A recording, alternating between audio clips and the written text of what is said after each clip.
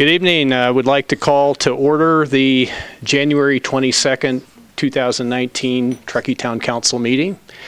Jennifer, may we have the roll call, please? Councilmember Klopstad, Vice Mayor Goodwin, Here. Mayor Chairman, Here. Councilmember Abrams, Here. and Councilmember Pallavi. Here. Great. And now for the Pledge of Allegiance, would like to call on Chief Bill Saline to lead us. Please stand. Please join me in the Pledge of Allegiance. Ready, begin. I pledge allegiance to the flag of the United States of America and to the republic for which it stands, one nation, under God, indivisible, with liberty and justice for all. Thank you, Chief. So before we get on with the agenda and presentations, we have an opportunity for public comment, and this is an opportunity for any member of the public to come up and comment on anything that does not appear on the agenda tonight. So if anyone would like to do so, please step forward, state your name, and you'll have 3 minutes. Okay. Not seeing any, Mr. Sweet.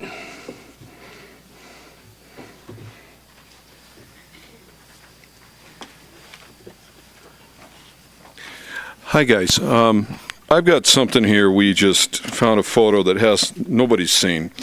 This is by Burger Me and also Philosophy, and this is what I believe is the first gas station in Truckee, transportation-wise. And this is a copy of a photo. This is a business that was called the Tourist Garage, about 1927, the opening of Old 40.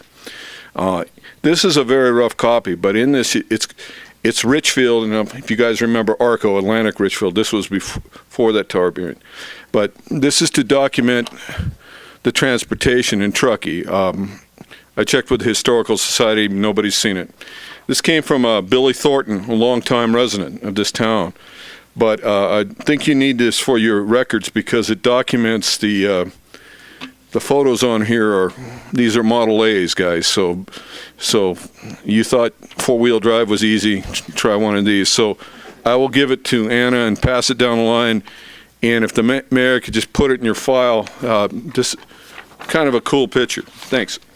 Thank you. And for the record, you're Jody Sweet, correct? What's that?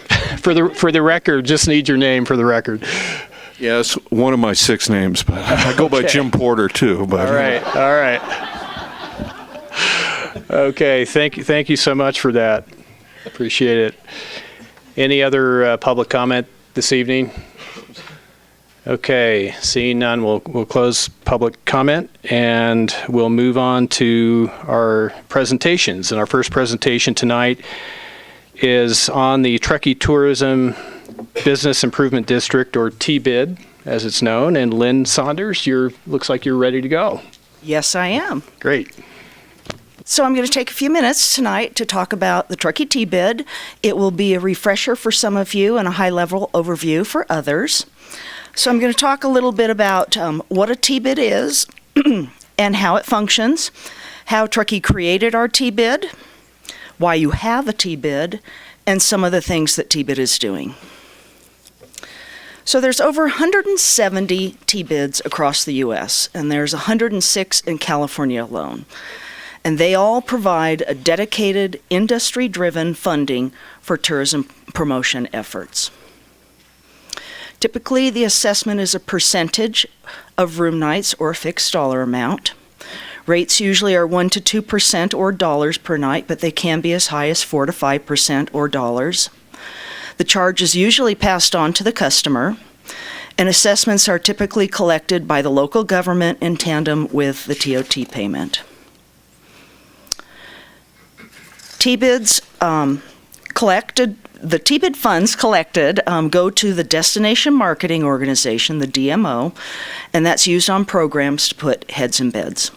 Services typically provided by TBIDs include marketing, sales, promotions, websites, and sometimes they also fund capital improvements and projects that help make the destination more appealing. So the governance of a T-bid. T-bids are formed under the Streets and Highways Code, and there's a legal process to form or renew a T-bid. The Management District Plan, the MDP, is the governing document. It outlines the body that implements the program, the Owners Association, and in our case, it's the Chamber. Outlines the boundaries, budget, and services, assessment, government, and is reviewed and adopted by the Town Council. The T-bid Management Committee is a standing committee of the Chamber and is comprised of a minimum of 4 assessed properties and a Chamber board member. The committee develops and directs the strategic marketing plan and budget allocations, both of which are approved by the Chamber board. The Chamber is responsible for the oversight of the committee and managing the funds, implementing the programs as outlined in the strategic marketing plan, and ensuring that's in compliance with the MDP.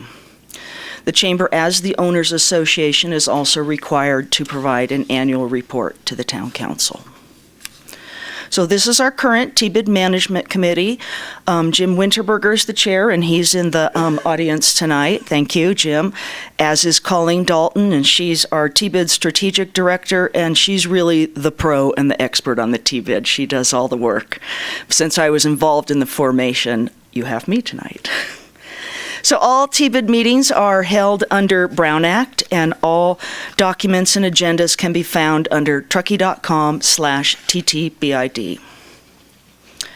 So the formation or renewal process. Petitions from assessed properties requesting the formation or renewal of a T-bid are submitted to Town Council. Petitions need to come from assessed businesses that collectively represent a minimum of 51% of TOT revenue collected. There's an initial hearing that includes a resolution of intention, and that needs to be adopted by Town Council. There's a second public meeting, and that is for public input. And finally, there's a public hearing, at which time the Town Council may adopt the resolution of formation or renewal. So the Truckee T-bid's been, it was many years in the making. In 2012, when redevelopment went away, Alex Terrazas, who was the assistant town manager at the time, and I went to an economic development conference, and we heard a presentation by John Lambeth of Civitas about innovative funding. Alex looks at me and says, "That'd be good for Truckee." So we started to test the waters, and we had a workshop with the lodging providers, talking about what a T-bid is and kind of seeing what people thought about it. 2014, we held some one-on-one meetings with lodging providers, kind of to talk about the notion a little bit more and see what people were thinking. And this really was the changing point. In January of 2014, the Town Council adopted 2 economic development incentive programs with over $2.5 million. One was an economic development support program, and one was an economic development fund program. So in August of 2014, the Town Council approved a grant for the Chamber that allowed us to hire Civitas advisors to guide in the exploration, education, and formation, if feasible, of a Truckee T-bid. And this was a very collaborative process with the town staff and council, and we had many checkpoints along the way. So we hired Civitas, and they are the leader in the field. They've been consultants for 88 of the 106 T-bids formed in California. We did workshops with hotels, property managers, lodging providers, talk about T-bid, answer questions, provide education. Did numerous one-on-one meetings with lodging providers. We sent a postcard to individual homeowners that were paying TOT at the time so that they also, since they would be assessed, could learn about what a T-bid is and ask questions. So at the end of the day, the lodging providers were willing to do a self-assessment to ensure a stable funding dedicated to tourism promotion that by law needs to benefit the assessed properties, but also provides a very positive trickle-down effect on our entire community. So we had our first initial hearing, resolution of intention, July 28th, had the public hearing August. This is a list of the signed petitions that we submitted in support.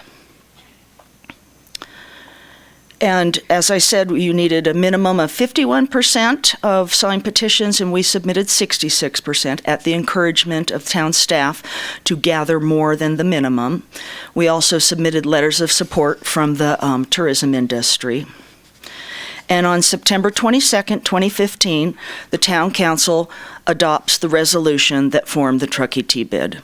It has a 5-year lifespan, October 1, 2015 to September 30th, 2020. And it's a 2% assessment above the TOT. So why do you have a T-bid? The tourism landscape is highly competitive. As I said, there's over 100 successful T-bids in California alone. Competition for a destination traveler's discretionary income and time is very strong. Many of our competing destinations have funding from T-bids: Napa, Sonoma, Mendocino, Monterey, and you probably are aware that a T-bid in Squaw Valley recently passed for transportation. So you really need this funding to be in the game. So in 2015, for perspective, Truckee's marketing budget was around $150,000, and that was through a contract with the town. Today, the T-bid generates an annual income of approximately $620,000. That's leveraged with the town's visitation budget, this year of $128,000. And you might not be able to read that graphic, but the median budget of California TIDs is $950,000. So what does the Truckee T-bid do? You may have seen our recent brochure that we put together, Winter 2019. It was mailed to all assessed properties, hotels, property managers, short-term rentals, and it outlines some of the accomplishments and strategies that the T-bid puts in place. What are T-bid strategies? As I say, we function as the Destination Marketing Organization, the DMO. DMOs are sometimes referred to as Convention and Visitor Bureaus, tourism authorities. And they're responsible for promoting a community and attractions to enhance our public image and tell people what a dynamic place it is to live and play. Some of the other strategies is continue to invest in T-bid's visitor database, email, social, target direct flights in peak seasons, and this is to encourage the destination traveler, somebody that will fly here. They tend to come midweek, they bring families, they stay longer, they spend more. And we're partners in the Regional Air Service Corporation, RASC, as others in this community are, the airport and North Tahoe. And we look to increase the average length of stays, and this is really important, target regional drive market in shoulder seasons, and reward and incentivize Sunday to Thursday travel. So here's some of the marketing that the T-bid is doing. This is some of the digital advertising, social media, PR. You probably saw the Wall Street Journal article. And T-bid's been responsible for creating some new and unique events in the shoulder season. Last year in May, the Sagan Fondo Dirt Edition premiered, and it will be coming back again this year. And the end of May is the Truckee Craw Thaw, very unique event with music and Cajun-inspired food. They also are investing in venue development. They've invested some money in a feasibility study for a new year-round community pavilion and also Donner State Park Museum Amphitheater. And this is to create a venue for shoulder season events, groups, and it also will have a long-term community benefit. They also have partnered with the town on visitor experience, providing some funding for the Truckee Thursday and holiday shuttles. And also, it's important to know who your customer is and the economic value of tourism, so they've invested in a Truckee visitor profile that is currently underway, as well as a travel impact study. So that's your quick T-bid 101, and I'll take any questions you might have at this time. Thank you, Lynn. Any questions from council? We're good. Sure. Thanks, Lynn. And thanks, Jim and Colleen, for all your work on this. I guess the question at the top of my mind, given, seeing the traffic on Interstate 80 yesterday and also 2 weekends ago, is, I think the funding the local shuttles is obviously a really great step that we're psyched to work with you on. But I'm curious if there's been discussions around what does it look like to take a step further in terms of encouraging visitation that's not dependent on people driving cars here? How do you promote, experiences in Truckee that don't add to traffic?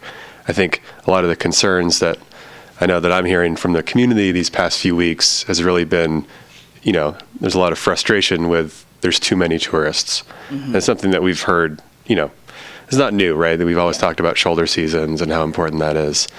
But just to reflect back to you, the last few weeks have been, I've heard more about it than I have in the last several years on council. I'm sure you have. And I think there's some cool opportunities there. So I'm curious to hear what you've got. Well, transportation is a big issue, and certainly not something that TVID's in the role to be solving. Communication to visitors is also a very big one. I would say that now, while times are good, that is why TBID is investing in venue development and research, putting some funding there. As I say, something like venue development will have not only allow them to accomplish their goals, but also provide long-term community benefit. So now is the time to divert some of those funds into some of those activities. And just follow up, though, specifically, do you have any data on how many people visit Truckee who don't drive here? I don't have that right now. Because that would be fascinating as a thing to profile, to say, hey, look, you can have a great experience here without, take the Amtrak or whatever. I would suspect in the visitor profile study, some of that information will come out. Great. Anything else? Any other? Thanks, Lynn, for the really clear presentation. I appreciate all the work. Is it possible to measure, to know what the direct impact is specifically on the actual increase of heads in beds from TBID marketing? What's the actual numbers that are generated from the group? Do we have any of that? I think that available? the economic impact study will help on some of that. To date, we really don't have Truckee-specific travel economic information. There's occupancy, there's marketing tools that you can utilize that can measure your success. So there is ways that you can measure it. Be curious. Thank you. Dave.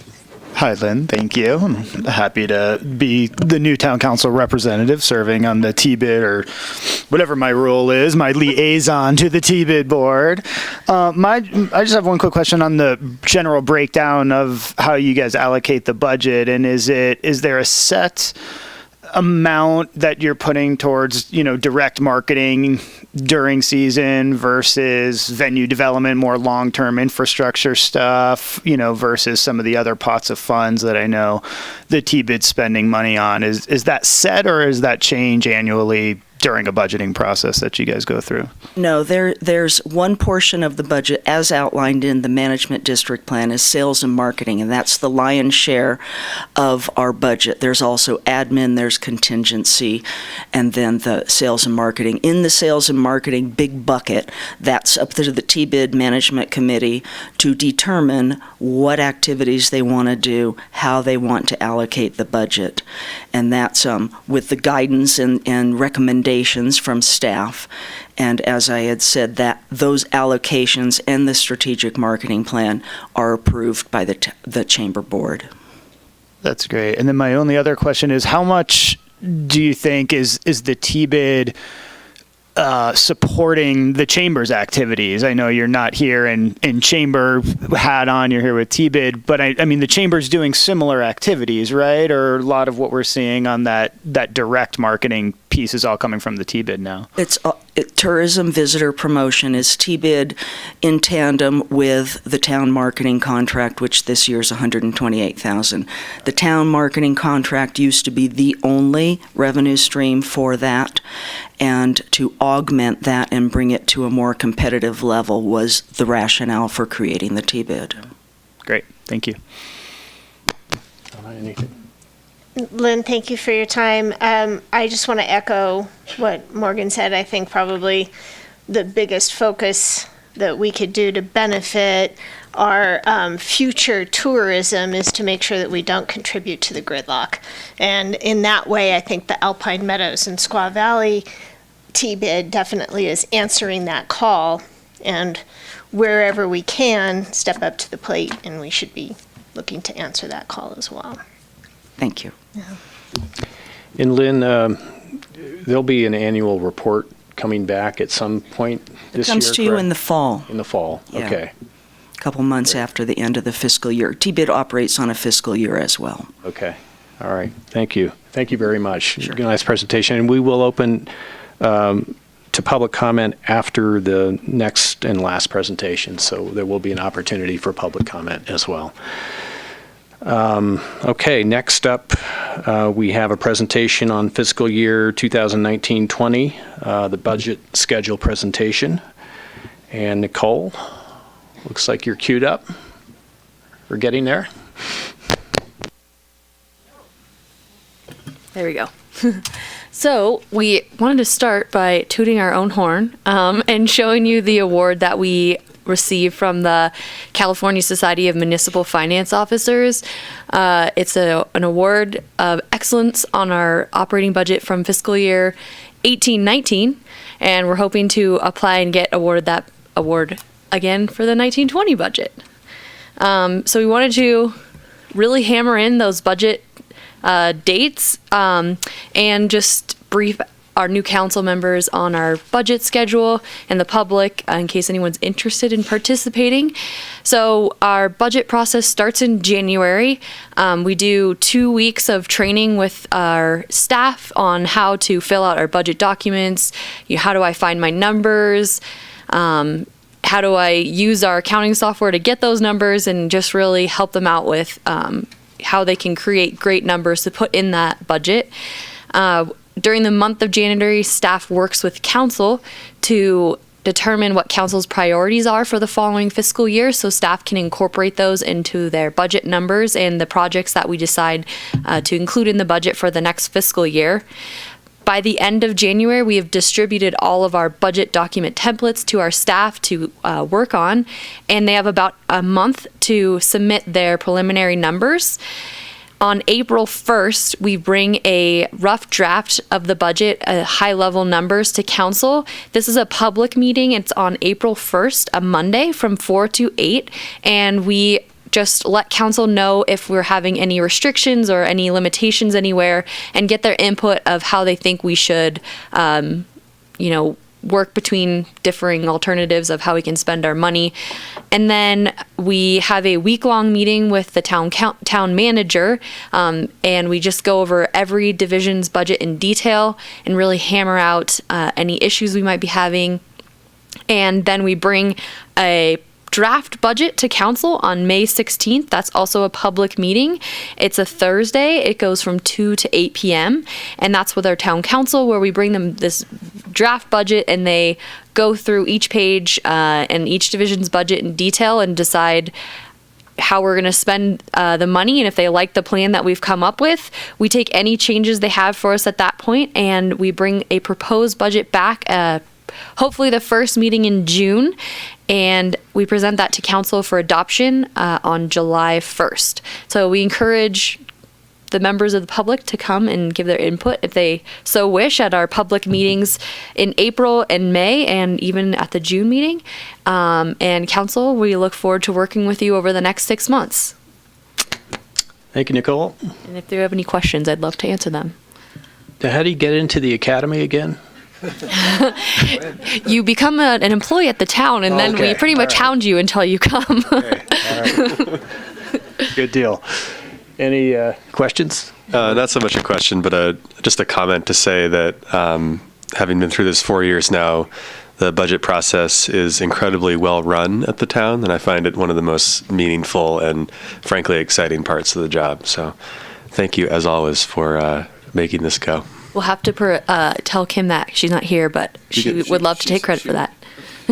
She'll watch us on the video later, Yeah. I'm sure. Anything, Dave? All right. Well, thank you. And again, congratulations on the award. That was terrific. Thank you. Terrific news. Okay.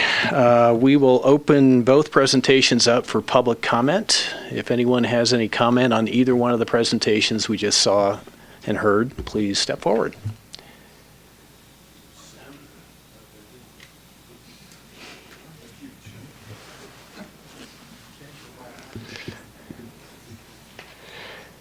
And please let us know which one of the 6 names you are. Yes, I'm not Jim Horty, I'm Jody Sweet. Okay. This is for Lynn Saunders, and to give you an idea, a couple years back, the head of Caltrans Maintenance, a guy named Dave Wood on Donner Summit, you had probably seen him on TV, and I had talked to him. He said on a busy ski weekend, let's say a holiday, you were going to have about 100,000 cars coming up from the Bay Area. The unofficial measurement is that on a powder day that you could actually jam the cars back all the way up I-80 to Donner Lake Interchange. Now they're getting up to Boreal. Now that'll give you an idea. That was 2 years ago. The number I'm hearing now is closer to 120,000 cars coming in. One of the things they've been kicking around is, and you saw it this weekend, was to limit truck traffic to hold it. Now, from what I understand, they're trying to work on something maybe for an alternative truck route on busy weekends, whether that's up through 70 or something. Now, I don't know if the town manager wants to get involved with Caltrans on that, but that seems to be your biggest problem, is that the I-80 traffic coming in, and it's, you guys witnessed it this week, the jam going on. Nobody can get around, but when they went home on MLK Day, you saw trucks, and that was a big jam. That's about 40% of traffic. One other alternative for you is that we're having the 150th anniversary of the railroad coming up here with the Chinese. UP officials are going to be in town, and also Chinese. One thing you might relook at is looking at the old transportation on passenger locomotives. And I know that hasn't been done since the old days in the 40s or the Snowball Special, but that might be a way of you to look into something to get people over the hill again, if you can work out something with UP on that. But I know, talking to some of the guys at Caltrans, they're now stacking up all the way almost to Boreal coming over the hill. And that's, I-80 probably ran its course out about 20 years ago. So, but hopefully the trucks will get taken out. Thanks. Thank you, Jody. Any other public comment on either presentation? Okay, seeing none, we'll close public comment. And again, thank you to both presenters. We're going to move on to our consent calendar at this point. We've got 4 items on the calendar this evening. Item 6.1, minutes of the January 8, 2019 regular and closed session meetings. 6.2, council support letter for North Stars CAL FIRE Forest Health grant application. 6.3 is amending section 9.14.030 of the municipal code regarding camping in public places. And 6.4, claim for damages against the town of Truckee. Would any member of council care to pull an item? Staff, anyone? Any member of the public care to have an item pulled? Okay, seeing none. Mayor Chairman, Yes. I know that 2 individuals in the public would like to speak on item 6.3, so we may want to pull that. Okay. All right. Why don't we do that? We'll pull that, and then maybe what we can do is entertain a motion for 6.1, 6.2, 6.4, and then come back to 6.3. So moved. Thank you, Morgan. Second. Thank you, Jessica. All in favor? Aye. Aye. Opposed? Hearing none. Consent calendar passes for those 3 items, and now we'll bring it back for 6.3. Were there members of the public who wanted to speak about this, I understood? Item 6.3? Okay. If you would let us know your name, and you'll have 3 minutes to speak. Hi, I really don't have a whole lot to say. My name is Nina Ski, as everybody knows me, but my birth name is Juanita Markowski. I'm a 40-year resident of this community, and I am so thankful to know that this town has approved or will be approving the homelessness people in our community. I think that's a huge thank you. I know a lot of the people that are on the streets. I've helped the homeless, and I really appreciate that it's going to be passed. So thank you. Thank you, Nina. Appreciate it. I really don't think this community even realizes how many homeless people that we have. And by no means do I want a tent city in our community, but we do need to do something to help, because we do have an entire community of people that are sleeping under rocks or in little caves or therefore. So it's absolutely imperative that we do something to help them. Agreed. Thank you. Thank you, Nina. Was there one other comment? Yes. Hi, I'm Ann Rarick, and I work at the Emergency Warming Center in Truckee. So I didn't really know how that worked tonight, so I'm just going to echo all of Nina's sentiments, and thanks again for your support for the Warming Center. So thanks. Thank you, Ann. Any other public comment on this item?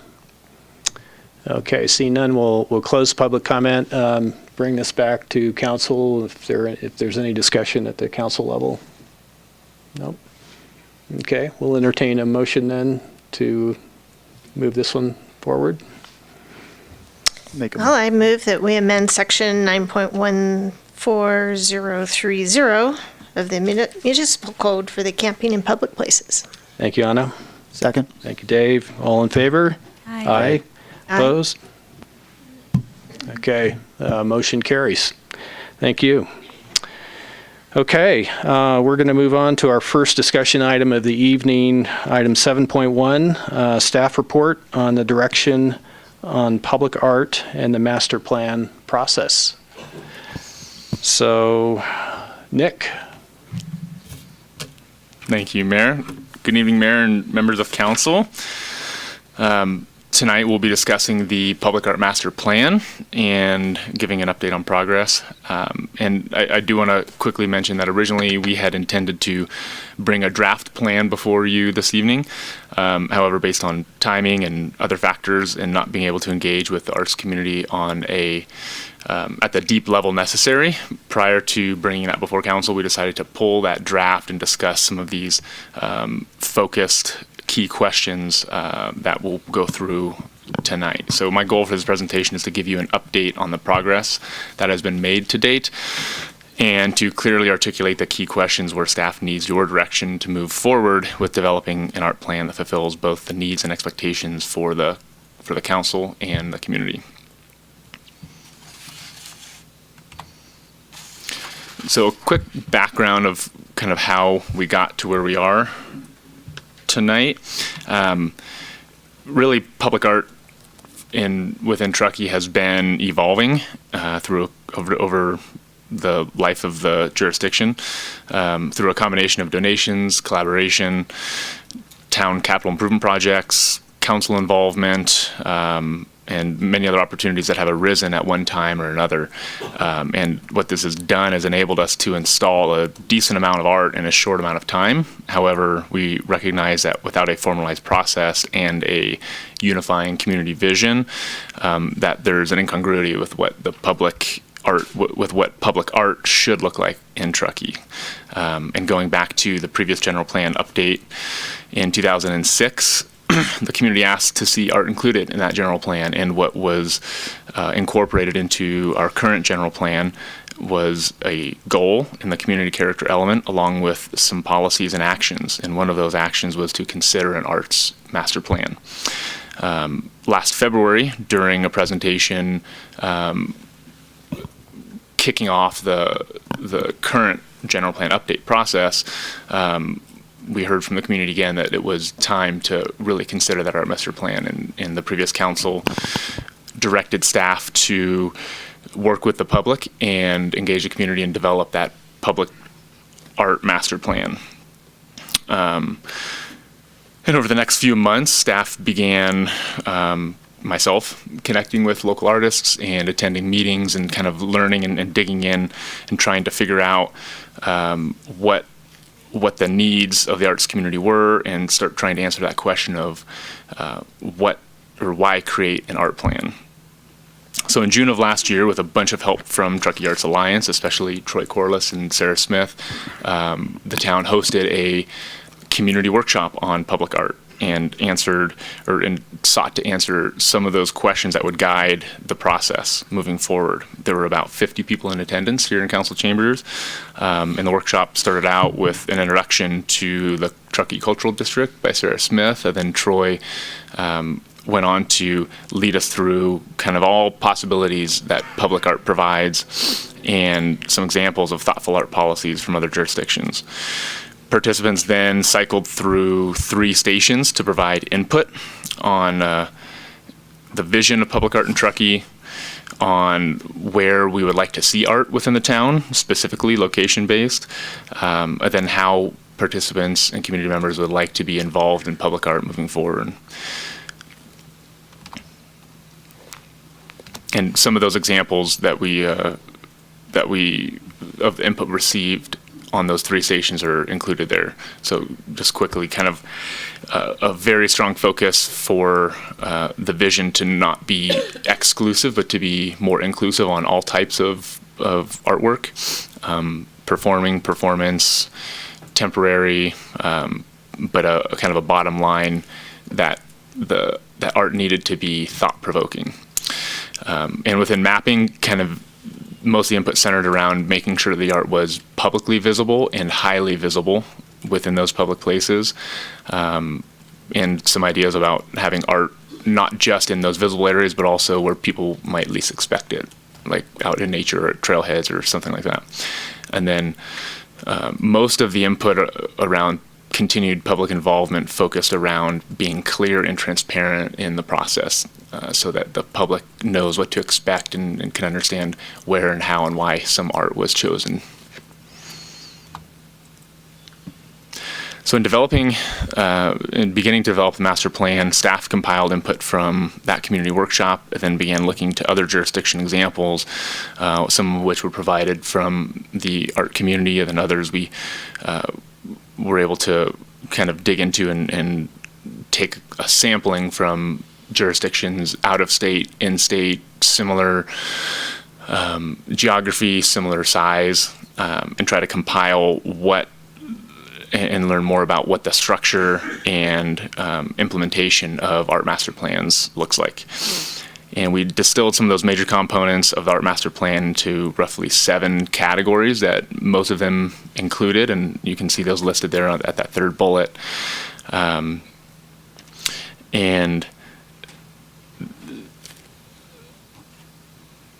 within those, we found that most jurisdictions begin with an idea of an art program, and then they develop the master plan as more of that unifying vision and purpose for how art is brought throughout the community.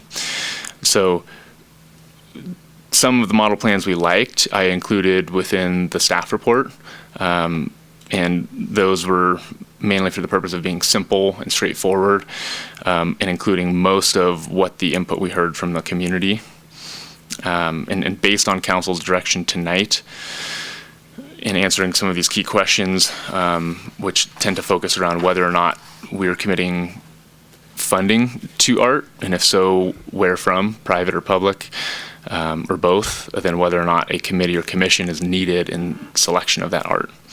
And once we have that direction, staff will be able to continue developing the master plan and bring a draft of that to the community for public review, and a kind of deep workshop review with some of the more involved members of the arts community, and bring it back to council once that has happened.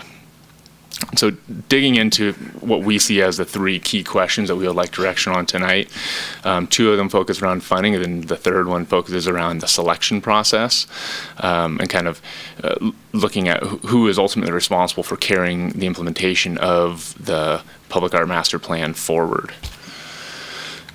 So first we'll talk about private development.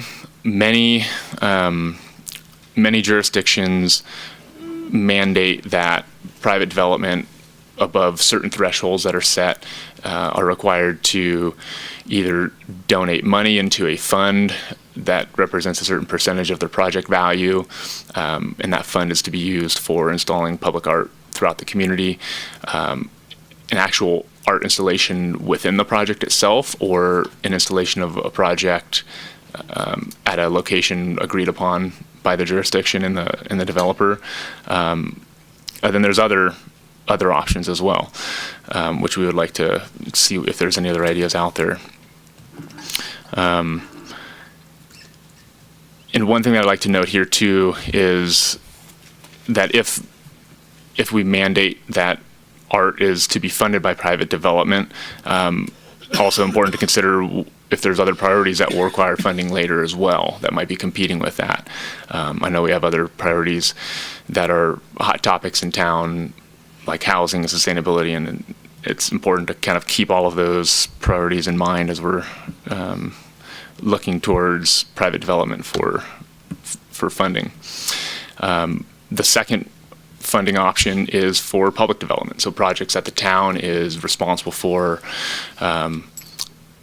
Capital improvement projects throughout town. We see much of our highly visible public space is town-owned, and we have capital projects in the past that have incorporated art within them. Our roundabouts are examples of that. Our sidewalks downtown. And so one option is to have these projects have a certain percentage of the project value or of the budget be devoted towards an installation of art, or potentially an in lieu fee if the location doesn't make the most sense for an art installation, that we have funds put away to be able to build up and be spent on an art installation in a different location at a later date. And then there's also a dedicated funding source outside of a project budget, which would be a general fund line item that would be donated towards or would be set aside for art, whether that go into an art fund and saved up until it makes sense to spend that money on an art installation, but that would be a dedicated funding source outside of a specific capital improvement project. And based on the answers to the previous two questions, it might necessitate the need for a committee or commission that would make the decision on what art is to be selected. And as I mentioned in the workshop, we heard very clearly that whatever path we go forward for selecting art, it needs to be clear and transparent, so artists and community members alike clearly understand the process of how art is installed throughout town. Currently, this happens at the staff level.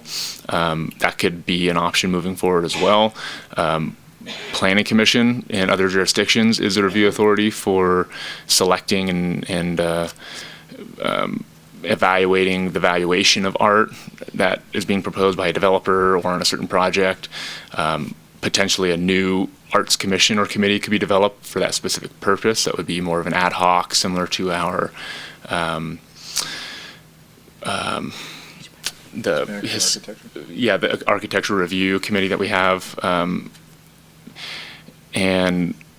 or any blend of those could work as well.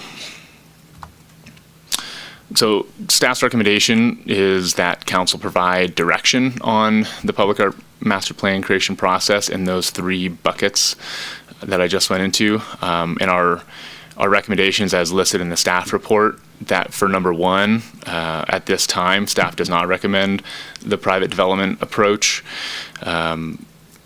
For the the town funded or the public funding, it seems feasible that we can look at our own capital improvement project budgets and decide upon an appropriate percentage that we would put towards art installations. Then for the third key question on whether or not to establish a new committee or commission for the selection process, it seems that perhaps we might want to wait and see how the draft master plan review process goes once we get that out into the community and have the artists comment on that and kind of work that through a little bit further. It might make more sense to address the committee and commission question at a later time. If I could add just a couple of quick comments. Thanks, Nick, for that. One is, it may seem unusual to kind of put some of these, what I would call implementation questions, kind of forward before the plan. But in this case, we think, particularly with this subject matter, a plan without a funding source is likely to kind of languish on the shelf. And I think that's been the history. In some ways, we've been very, I think, opportunistic about art, but this is a little more formal opportunity. So I think that's why we believe that these questions can really help kind of push along a plan that has some real, implementation ability right off the bat. Secondly, you might consider, we didn't talk about incentives for private development. We don't have any for you. We don't have a great idea for you tonight, but we could consider that as opposed to a fee or a percentage or something and look at some incentives. We have a little bit of that exists today, but it's fairly modest. And then finally, we talked about a general fund line item in addition to CIP.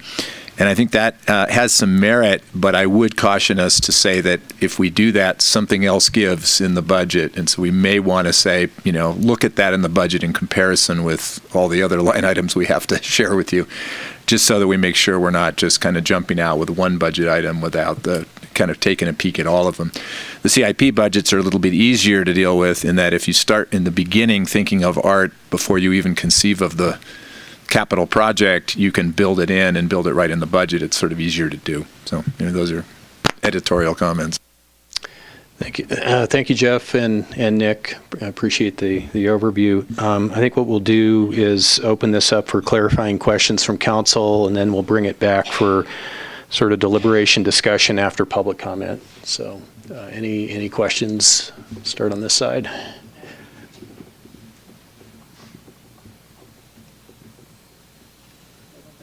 Okay.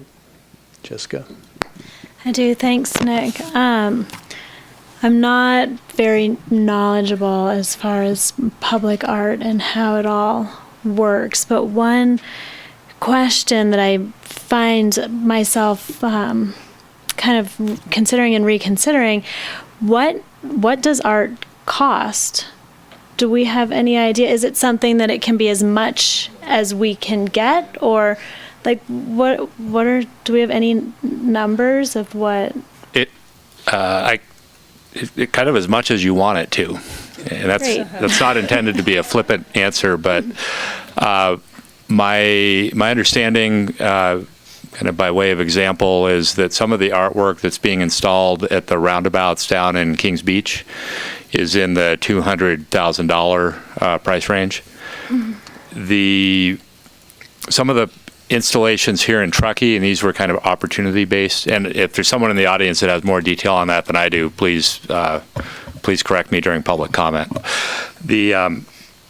Some of the art installations that you see around town, like the band sculpture that was produced by Mountain Forge, they approached the town and with a proposal said, hey, we've got this artwork, could we come to a deal to display it? That was, I think we paid $15,000 to Mountain Forge for the artwork itself, the sculptures, and then we paid another $12,000, I think, for some of the structural footings to support them.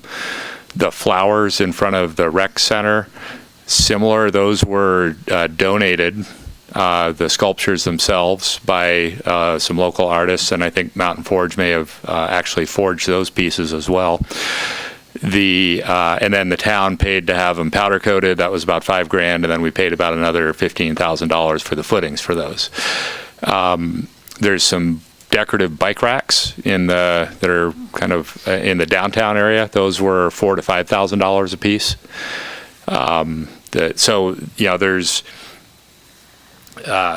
There's a range of how much you can choose to pay based on your tolerance for high dollar pieces of art versus moderate or low dollar pieces of art.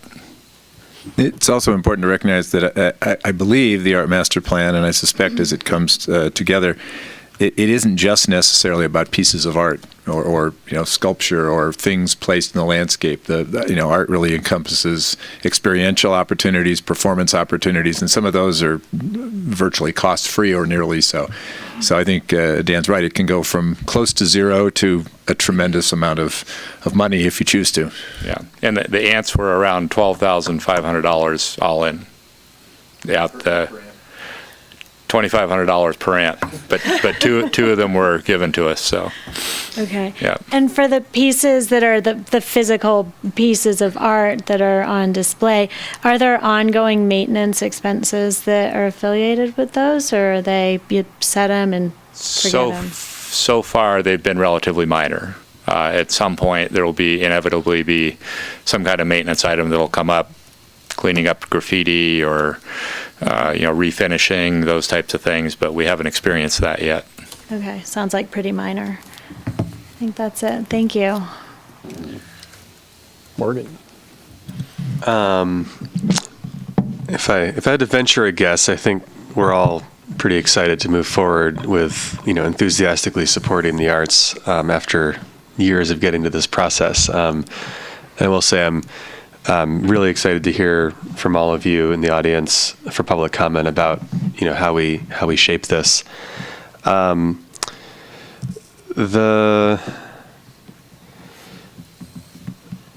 guess one question is around the notion of sort of an incentive-based developers program, and have we found examples of that, or is that?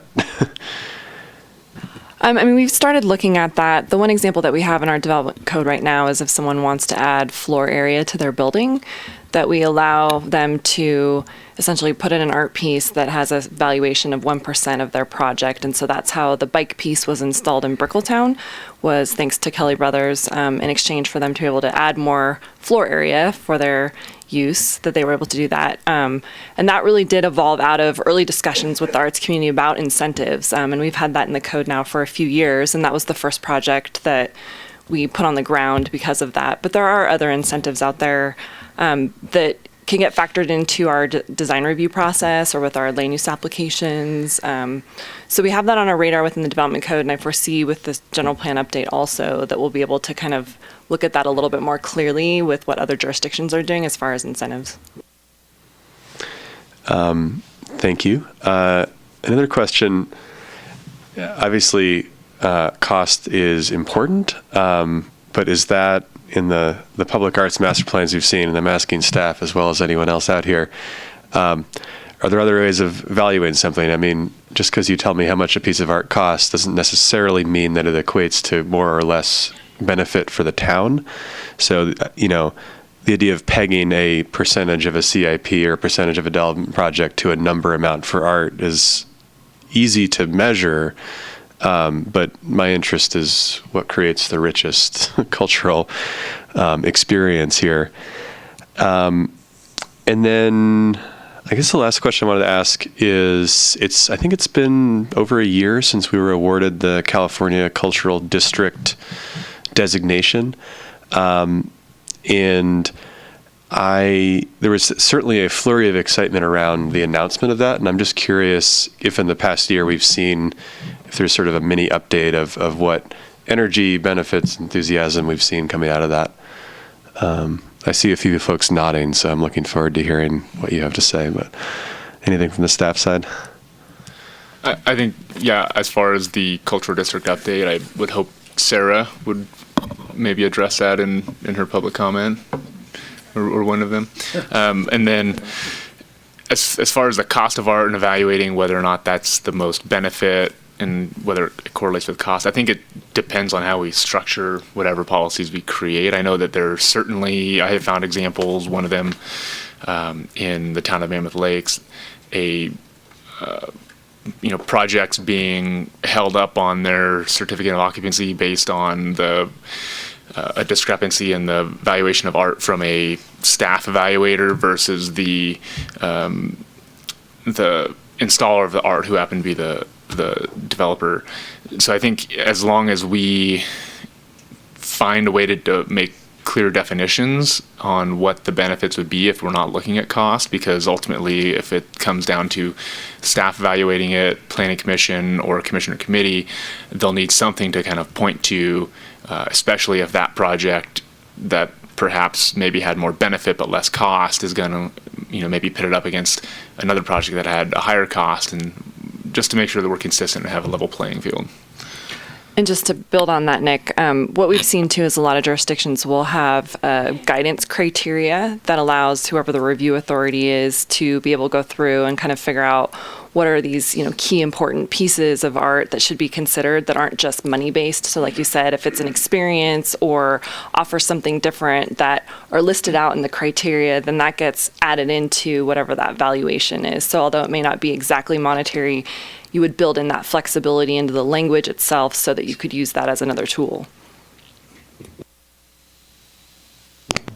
Anna.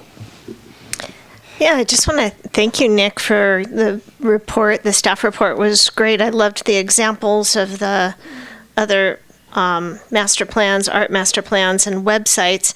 In particular, I enjoyed Vail's website and wondering if that was something that you guys were considering doing something similar, creating walking tours and that sort of stuff in order to, again, galvanize that public interest in tourism into the plan. That would depend. First, thank you for your compliment. The staff report was very much, I was helped a lot by my supervisor, Danielle. And as far as the Vail plan and a lot of the other ones that we have linked to, they are parts of that larger art program that is able to tackle a lot broader scope and have, educational components. Again, most, if not all of those have dedicated funding sources, or really it's a variety of funding sources, and many of them being dedicated. So there's staff and resources put towards that to make sure that it's more of a living program rather than just a guiding plan. But I do think, goal one is finish the master plan. And I think within that, we have many opportunities to identify future actions.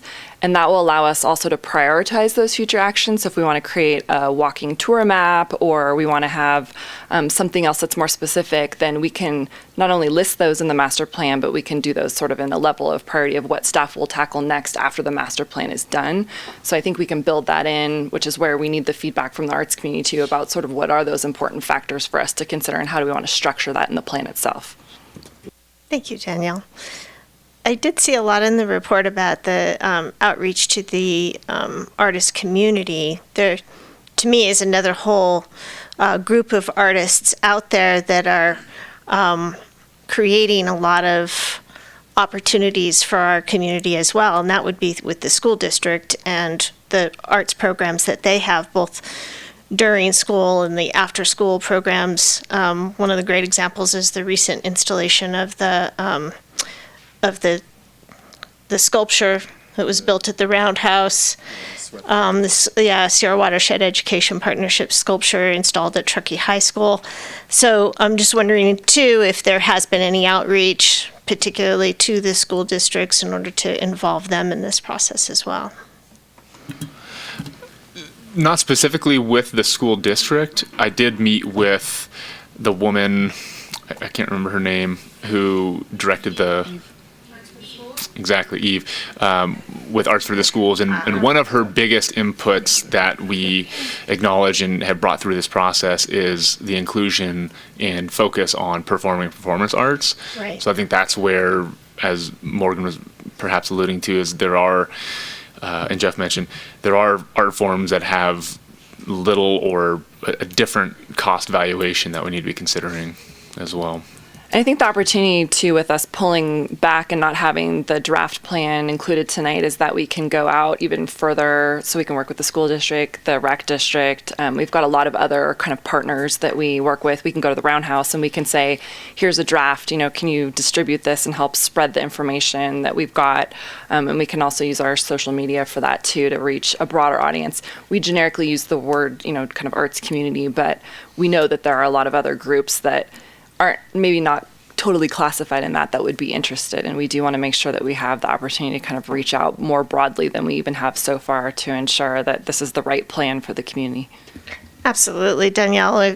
We've got some great theater programs. We've got great dance programs in our community. So I would just want to make sure that we're taking all of that input as well. Thank you.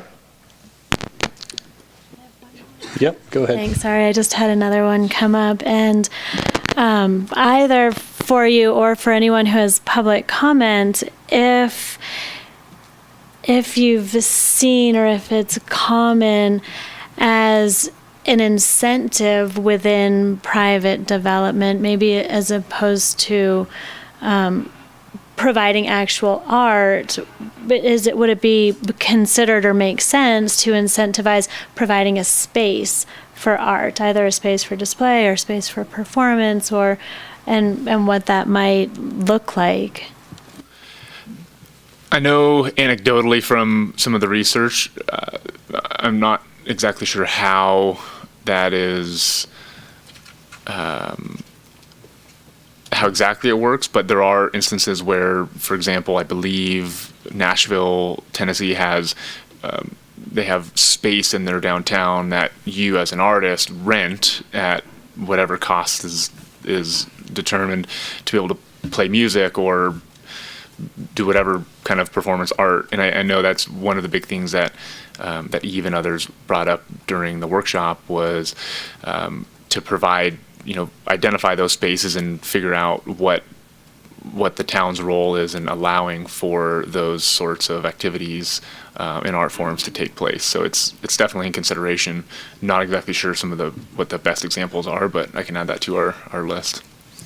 Thank you. And Nick, I just had a question. If you wouldn't mind going back to one of the slides. You had a slide that sort of bulleted the components of a public art master plan. Yeah. I just wanted to, and Jeff, I appreciate you clarifying why are we jumping into the questions of funding. And I wanted to make sure that, are you comfortable that you have direction on all of these other bigger picture items like vision, mission, those sorts of things? Do you have enough input on those as well? Not that I want to necessarily expand the scope of your questions, but I think that those are, a lot of what goes into those we heard and we were testing at the workshop itself. So I feel fairly confident. And again, once we circulate that draft plan and the words are there in print and people can kind of see what they look like and how they feel, that's where we'll really have that test. But for now, I think that seems rather unrelated to kind of the more those key questions that we have outlined, since that determines really the regulatory direction that we want this to go. Okay, thank you. Any other questions? Okay, I think we'll then open this up for public comment. If anyone has public comment, please step forward, state your name, and you'll have 3 minutes. Good evening. I know that public comment is usually not a back and forth, but if anybody has any questions, I could probably answer a few of these questions. Hi, I am Sarah Smith, and I'm the program coordinator for Truckee's Cultural District, as well as the co-chair for Truckee Arts Alliance. And first, I just want to say thank you. Thank you, Honorable Mayor and council members. Thank you to the hardworking Town of Truckee staff for all of the work that you've been putting into this, all of the good intention and the research and development here. So thank you for directing the prioritization of the creation of the art plan in the first place, for hosting the public outreach workshop, for taking all of that input and then bringing it together with all of this thorough research and considering what is going to be the best plan for Truckee going forward. As an arts community, representing the arts community here, what we, after a lot of conversation and communication with each other, what the Arts Alliance would like to advocate for is for a robust and sustainable collection of funding mechanisms. Those can look a lot of different ways, and you're going to have a lot of different options being put in front of you, including things that might be an incentivized program for private development. There are a lot of different ways that these things can be structured. So I think that going forward, there are going to be a lot of different things that we can consider, but we would definitely like to make sure that there's something solid in place so that it can actually have legs and walk in the world. We would also like to express support for a public commission or committee of some kind, both while the plan is being finalized, as well as after it is finalized and as it's being implemented, so that we can guarantee the greatest transparency as well as the greatest opportunity for public input in the process. So that way we've got all kinds of buy-in and everybody's happy, and you get a lot of input from a lot of different directions. Another thing I wanted to make a comment about, yes, we are actually in communication with Arts for the Schools. We're in communication with organizations like SWEP. And all of this is a part of what we're doing as outreach, as the Arts Alliance, and then as individual artists and professionals in the community. So far as budget goes, there are a lot of different, I can actually speak directly to the King's Speech project because I was part of that.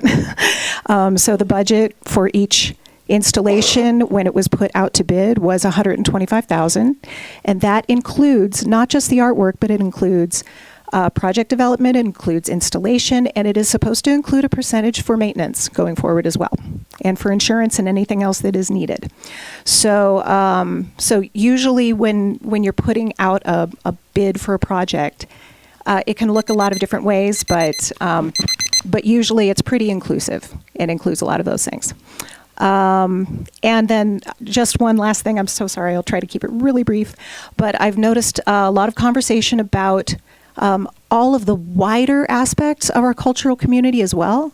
This particular thing that we're looking at is specifically for public art, but and public art includes a lot of different expressions, but it is one slice of the pie of the larger cultural community that we will also, this is one step forward that we're taking, and I am so thrilled that we're taking it.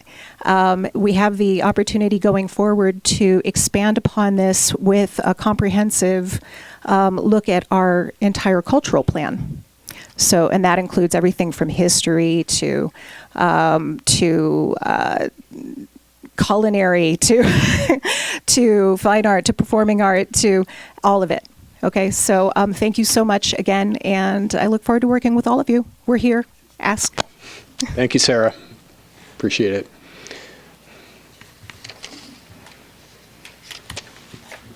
Good evening, council members. My name is Troy Corliss. I'm a local artist and business owner. I'm grateful to have the opportunity to revisit our progress on the Public Art Master Plan.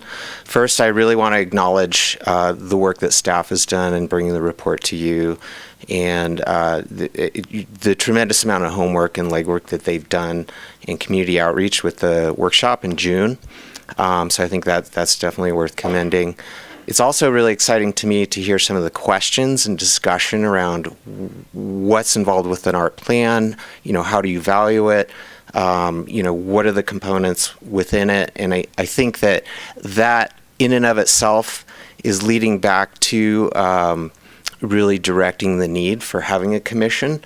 One of the things that I look to when launching a project like this is what are examples out in the greater world that we can look to for successes, and really model as a roadmap for where we're going, and what have other communities done in their programming, and how have they addressed these questions. And there's actually a wealth of information all across the country with administrators and other programs, Public Art Network Public Art Network through Americans for the Arts is a really good resource on that. And so that would be something that a commission would look to and gather and report information back, everything from, what's the appropriate scope of a project to how you value it and what types of things could be included. I also wanted to just speak briefly to a couple of the other key points that you're considering. I took a look at a survey that Americans for the Arts did in 2017 of 728 public art commissions, and roughly 80% of those were working or were creating a public art master plan that they were working off of. And largely those were in response to an ordinance or some type of policy that established a funding mechanism for their program. So within that, about 66% of the public 66% of those were public as opposed to private commissions and received funds through some public source. And generally speaking, in small communities like ours, it's an amalgam of sources. So it's a combination of both public, private, individual donations, gifts, and these are all pooled together to create the funding source for the program. So I think that's a really important thing to look at. In my career, I've worked on roughly 20 projects that were art in private development projects. In other words, they were either guided by an ordinance or some type of policy. In each of those cases, there was an incentive for the developer to include some sort of creative component that was woven into their project in addition to other project incentives. So I really would encourage not taking a punitive approach in terms of a tax for private development, but really looking hard at some of those opportunities for incentive. Thank you. Thank you, Troy. Good evening. My name's Eliza Tudor. I'm Executive Director at Nevada County Arts Council. And there were a couple of questions about the California Cultural District program. And yes, we're in it now for over a year and a half, just over a year and a half, which is getting towards the end of our pilot phase within the state. So beginning possibly as early as next month, we're going to start being evaluated across California. So the 14 California cultural districts that made it through to this pilot phase will be evaluated for their effectiveness, and this will influence future generations of California cultural districts, which in turn will reflect a national trend across America. So, reflecting what's already said, I'd like to commend the town of Truckee for being so forward-thinking. For all the good the public art master planning will be for Truckee, it will also set a precedence within the state of California and nationally. So it's terribly exciting. I also wanted to say what a pleasure it's been to work with both the town of Truckee, Truckee Arts Alliance, Truckee Public Art Commission, the Chamber of Commerce. All of us have been working together through the Cultural District program, and this is where we are. It's a very exciting moment, so keep up the good work. Well done, staff. Thank you, Eliza.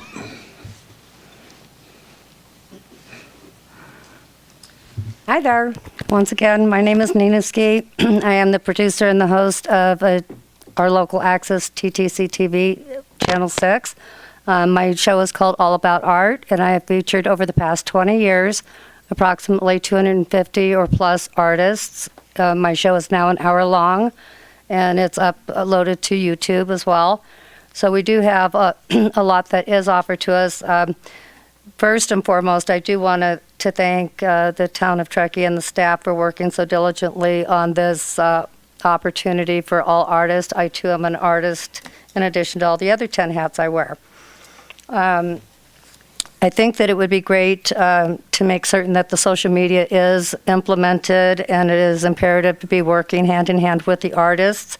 As was said, I have to ditto a lot of what was said. Arts come from within, and it comes in many forms. such as on my TV show, it's called All About Art because it's called Totally Exposed All About Art because as an artist, you're exposing yourself to everybody that's passing by, liking it or not liking it. The one and only time I felt sorry for Mr. Steve Randall over there with Truckee Donner Recreation Department is the pastel daisies that we have out in front. That has no substance with the town of Truckee. And hearing through town, those are leftover pieces that were actually meant for the town of San Jose, California, which is probably more appropriate down there. I'm so excited with the draft coming out. I would like to work hand in hand. I think it should also be limited to our local artists and not imported from Daly City or somewhere else. I really liked the outline that staff put together, reflecting on how Palo Alto, San Luis Obispo, Ashland, Oregon, Vail, Colorado, and we briefly talked about Kings Beach. They've come leaps and bounds. I don't mean to make you yawn. I'm really sorry about that. I'm not charging you for this. I love the idea of the Truckee Roundhouse. I'm not certain how many people have actually noticed the leaps and bounds that Reno, Nevada has even come. Any blank surface, there is artwork on it. In my time in this community, I spent 20 years of my time dealing with Sierra Artist Network in Tahoe City with art in public places, and I was very successful with that for many years until I decided to start my TV show and go on my own boat. I also taught at the low-income housing, where the owners of those locations would pay me a stipend, if you will, to work with the low-income kids to allow us to put murals at their location, to teach the kids not to do the graffiti, and to apply themselves in a positive way. My most positive opportunity as an artist or being a community member was at the senior citizens apartment. I'm sorry, I almost cry when I say this story, but there was a senior citizen that had Alzheimer's. She was in a wheelchair. She was rather crippled up. So her caretaker would bring her over from Incline Village to participate with the other seniors. What I did is a little scribbly thing and had her fill out the colors that she desired to put in there. After several weeks of her diligently working on this project, I asked her, Lorraine, are you finished with this? And she said, yes. And I said, well, you have to sign your name. Every artist signs their piece of work. She went ahead and signed her name. Her caretaker broke down crying. That lady had not signed her name in 15 years. So I do think that art is imperative. It's very healthy, and I would like to be very much involved with staff and town council in regards to arts in Truckee. Thank you. Thank you, Nina.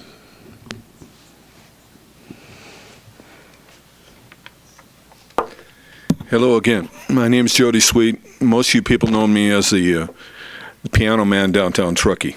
I've been doing this over 5 years. I'm on my third piano. I've had signatures of probably close to maybe 10 to 12,000 people on my piano. I've been on a number of television shows, TV France. I've been in a movie called Crossing Donner Summit, and so forth. I get a lot of reactions from people that I know. The main reason I teach downtown is I teach at the Tahoe Truckee School of Music, which is a nonprofit, and I teach in Grass Valley. A lot of my kids and a lot of students from the Bay Area will actually come down and play it. And some of these kids are good, some of them are not, but they get an idea of performance live on the street. One of my best kids is a kid named Cormac Springsteel. Probably in a 2-hour period, he did $150. I try to look through it in a different approach when I teach that they can play, they get their chops down. If they can learn some Elton or Billy Joel, I'm happy with that. But I'm there, I'm real, and I've always opened this to the town. If you want to play something on my piano, you're welcome to. People have a direct connection with the piano, and that factor is that they always come back to see if there's signatures on it. So that means that's routine business, residual income, whatever you call it. So I open that to the manager. If you got some stupid thing you want to glue on the piano, I'd be glad to help you market this. The other thing I wanted to talk about was funding. One of the things that might help funding in this town, and I've worked with Steve from Park and Rec, when I played concerts at the park, we had donation areas, okay? and that helps set the cost off of the cost of the bands. I'm open to having some donation areas downtown for art, and that might be a good idea. You never know what people will put in the kitty. One last thing I wanted to tell you about, the 150th anniversary of the town of Truckee, when it was created, is coming up with the Chinese. I talked to Andy. They presented a movie out at Donner State Park on October 10th. About 150 people were there. Some of the Chinese officials were there.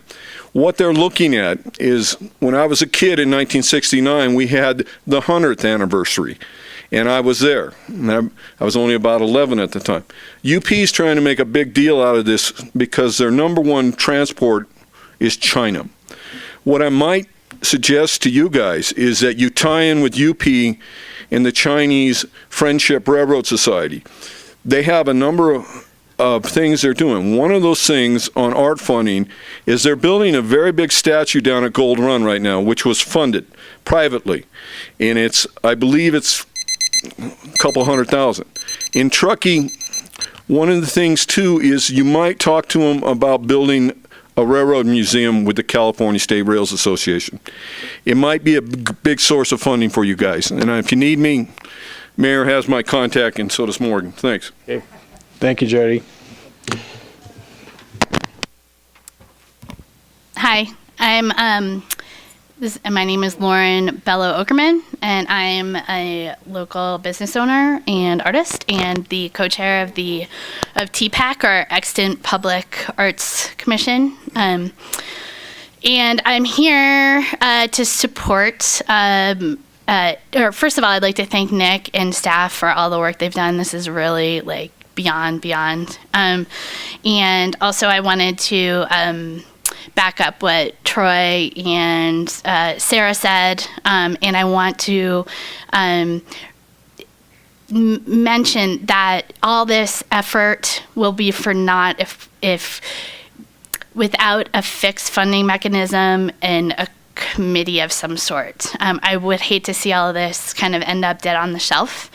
And I'd like to just say quickly that none of this has to be onerous. As we mentioned, art can cost as much as you want it to. It can also, art, let me just put it this way. Artists are creative. I think there are probably, I've counted 15 artists that I know of in the crowd here, and I bet they're all figuring out ways to make their art happen daily without any sort of public support. So just letting you know. And as Jody mentioned, donations are always a good way of supplementing a budget. I also want to let you know this shouldn't be a burden. It should be, you should look at this as like this shouldn't be a budget burden. This should be a real opportunity to tap into the energy that already exists in our community. I feel it every day. When you're placing a piece of art, placing a bench and some rocks and some trees is just as expensive as buying a piece of art. So for 25 grand, you could have some milk toasty situation that no one ever notices, or you could have a really outstanding piece of art that people take photos of and people come to Truckee just to see and pose next to. It's a thing. It happens all the time. That's what we do when we go to big cities. We take pictures next to cool things on the street. Anyway, I just want to encourage you to look at this as a big time opportunity for the forward-looking opportunity, planning for the future, getting some creative people. You're investing in your community. You're investing in all these artists. Whether you place their art or not, it matters. So thank you. Thank you. And I apologize. Do you say Lauren? Is that Lauren Okerman? Okay, got it. Thank you, Lauren. Hello, I'm Cassie Habel. I am here today as part of Truckee Art Alliance and part of Truckee Public Arts Commission. and Truckee Downtown Merchants Association. And I'm just checking out to see if I'm as nervous in front of this new council as the old one, and I'm feeling pretty good. So it's really nice to see wonderful, familiar faces.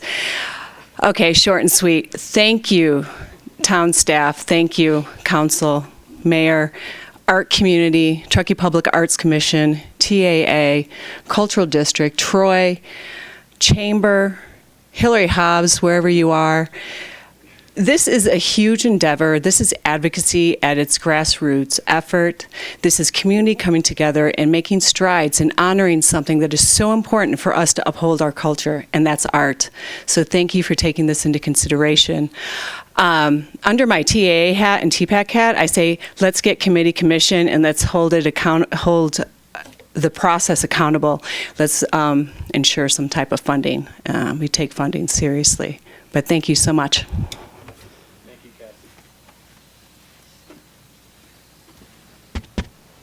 Hi, my name is Jennifer Stonteiner.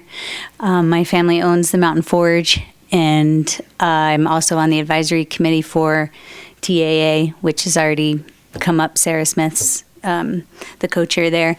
And you're asking, Mr. Chairman was asking about updates from the cultural district. What have they been doing for this last year and a half? And I don't know if anybody actually answered that question.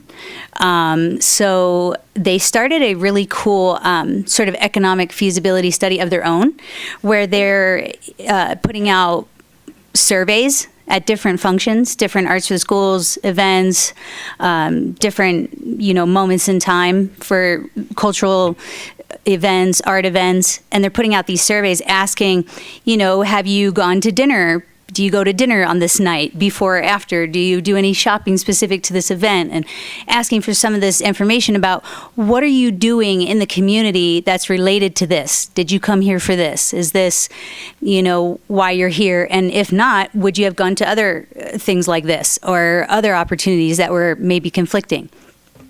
So that's a neat thing. That's going to help gather some data to hopefully present to TBID and some other organizations that can be more sales and marketing related. I mean, talking about getting people here in the shoulder season, art and culture is the way to go. That's what a lot of these Vail and a lot of different communities that came up in the staff report, which was great, by the way. A lot of really good examples there. That's what they do. That's how they sustain themselves in these off seasons and the shoulder seasons. And now, whether you believe in global warming or not, we may have more of a shoulder season to deal with, fairly soon. So it would be great to kind of look at the arts and culture as more of an opportunity. Jody's talking about the museum, the Railroad Museum. Those are all, key components to bring people here to do other things. And maybe those people doing other things won't be bringing, 10 gallons of sunscreen and ski gear, so they won't have to drive. And maybe that's, some other opportunity there that, there's a lot of different ways this could go. And it's like Lauren said about opportunity.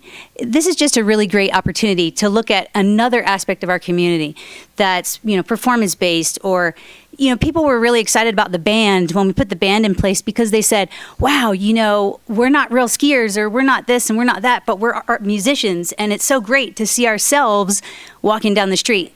We have a place here and we're, being represented here, and this is really nice. So we got a lot of really great feedback with the band when the band went in, because it brought about a different discussion, and a different kind of talking point within our community, because we already have the trees and the milky white toast, or whatever that was. We have that. We have that. So it's great that, now we can have something else. So I'm all for the funding opportunity and the committee and commission. So thank you very much for trying to push this through. The advisory committee too, talking about the one last thing. This public art master plan came out of that advisory committee from the cultural district too. That was another thing that the cultural district has done, has kind of pushed this to the forefront and said, hey, let's finally do something about this. So good stuff. Yeah. Thank you, Jennifer.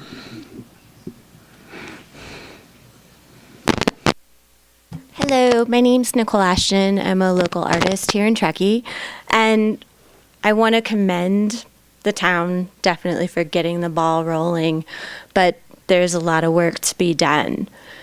as an artist, I can tell you that we will do anything to create our work and get it out there, because that's what we do and that's what we have inside of us, and that's what's important. If you go to any other eye-catching location, like your favorite vacation spot, I guarantee you one of your favorite memories is with some unique art piece, architecture happening that's going on. These are the things that make a community. By bringing this platform to Truckee in a formal way, it opens it up, and it really makes me proud to be a part of Truckee and to see things moving forward. But please just remember, artists just want to be able to build their work and share it with the world. So don't think in huge numbers. Art doesn't have a specific number attached to it. Think of building materials, installation cost, because you give us the basic resources, we'll make it happen. And I can personally guarantee that. So thank you for all the work you've done. Keep pushing forward. Let's get a commission in place and get moving. Thanks. Thank you, Nicole. Any other public comment?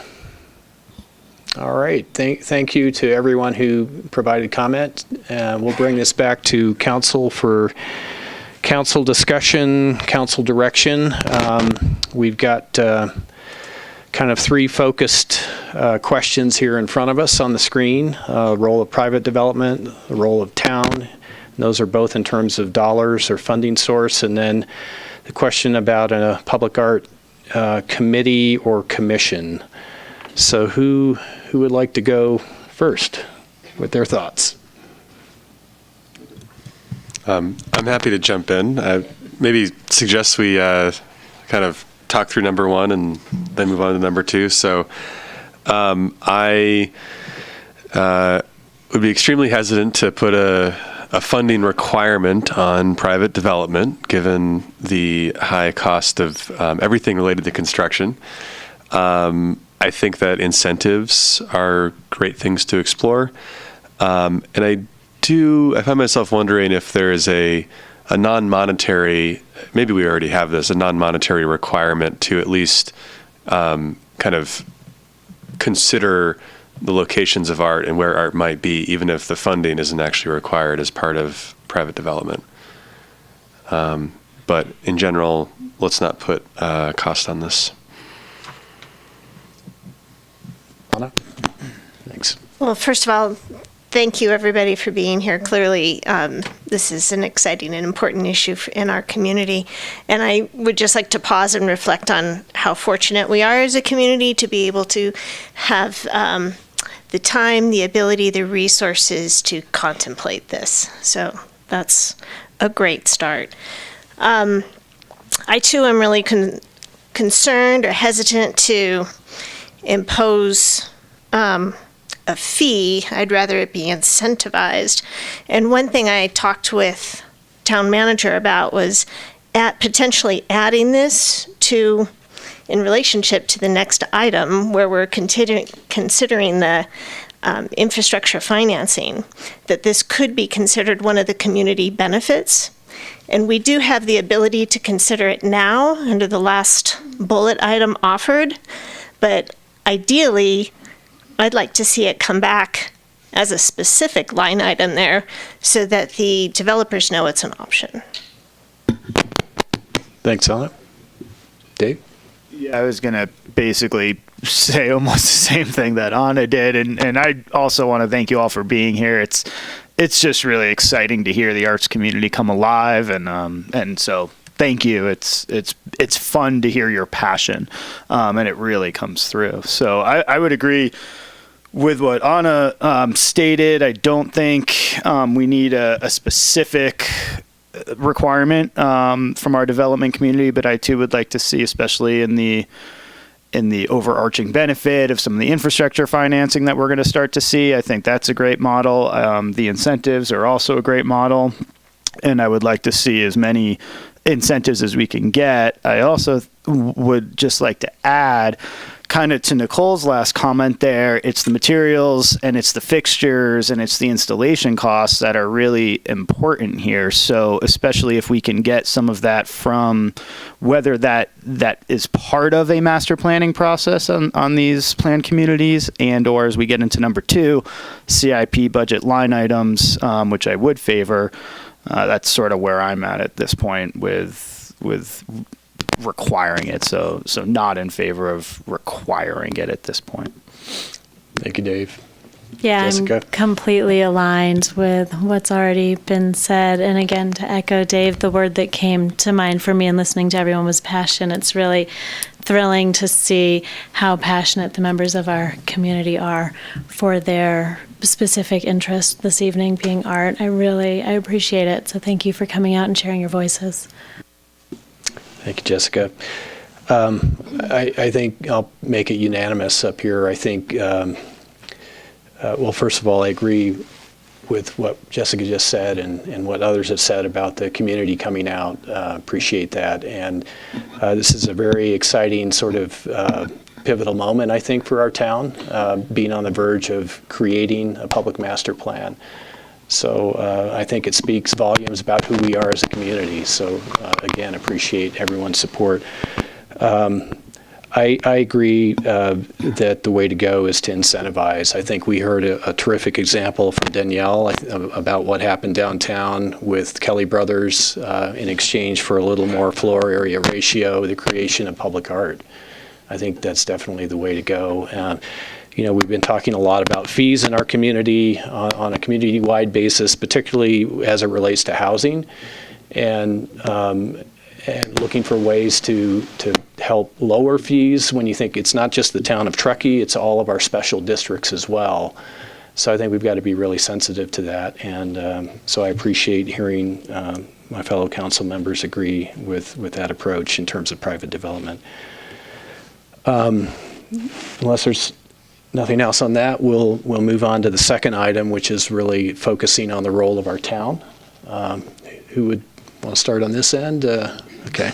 So I like the idea of having it be a line item, especially in some of the CIP project budgets. What that number is, leave that to the professionals. I think I was involved with Sarah in the Kings Beach stuff. It went well. It worked. We planned for it from the beginning, and it really, it's finally successful. So I think that's a great thing, and it shows that it works. So I'm definitely in line with that. And again, to echo what I kind of previously said was, I think how that can really work ideally is to make sure that we are ready and equipped to accept art at that point when the actual project is finished, basically. So I like the idea of making sure that whatever that number is, whether it's a percentage or it's just line itemed in, it can accommodate the fixture, it can accommodate the stand, it can accommodate whatever is sort of envisioned in that place. And I think that's where I'm at on that one. Thank you, Dave. Jessica? Yeah, I am comfortable with that. I'm comfortable with making a commitment to putting general fund money towards public art. I would like to also explore, it was mentioned a couple of times, the opportunity for donations and what that might look like, if it's either collection boxes at art installations, or if when you're paying the parking meter, it comes up, do you want to donate $1 to public art? Or I know the restaurants, I don't know if they're still doing it, but you could donate. It was like the Truckee Fund, or when you're purchasing your meal. So exploring really further how people who are more appreciative might be able to show their appreciation financially, as well as having the town commit resources to. Can I go back one quick second? Because I guess the one thing I missed in my comments, I had it written down at the bottom, I apologize, was the T-bids also sounds like a great idea as we sort of move forward in conversations with them, maybe 0.25% or something like that out of that 2%. If it was directed, then there was a fund created, and then it could be added to via general donations or general fund or whatever. So just wanted to add that in there as a potential direction, though I know we don't decide that. All right. Thanks, Dave. Morgan? The line I wrote down from Sarah, I think, was a robust and sustainable collection of funding streams. Very well put.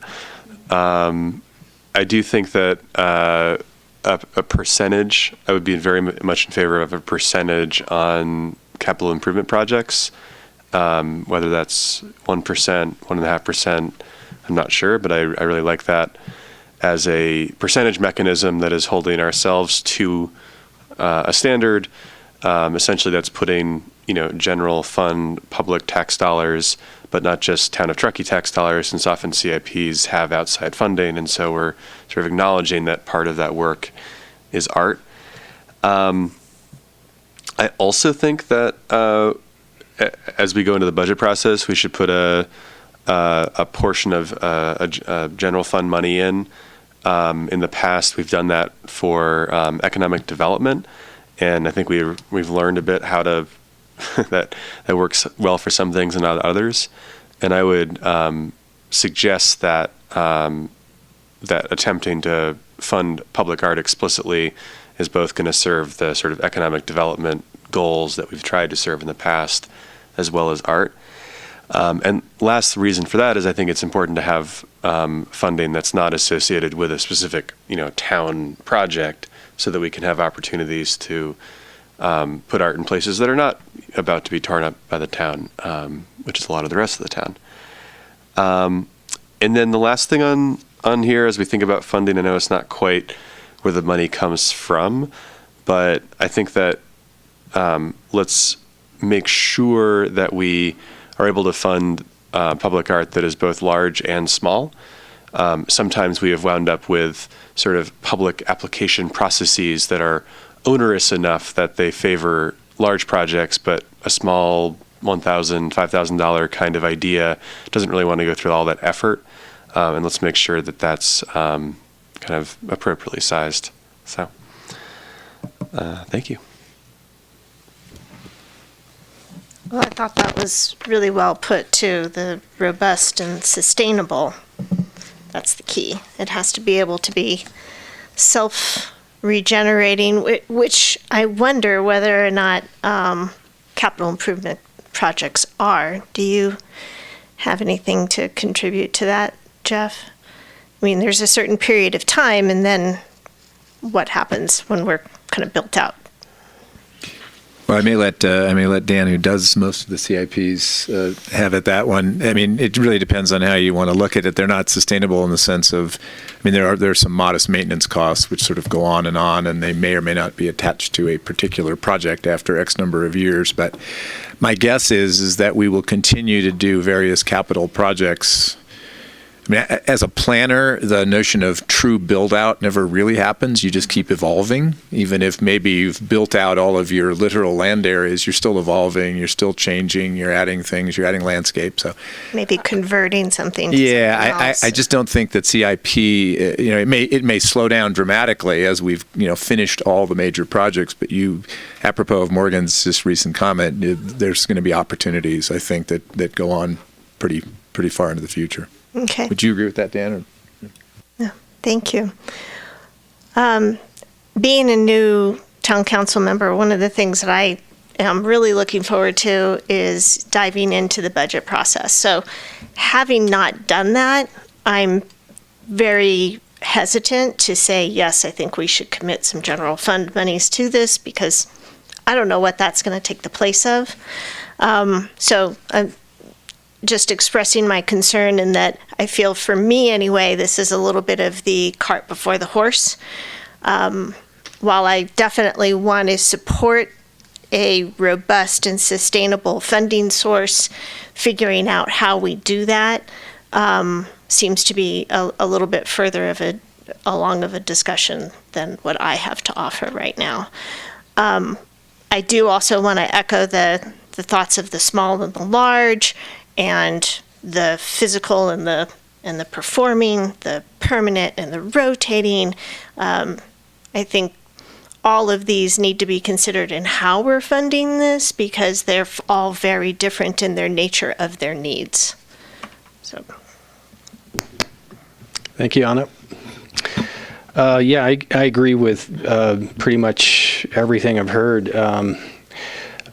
Very sensitive to our need to maintain a balanced budget and recognizing that something will need to give.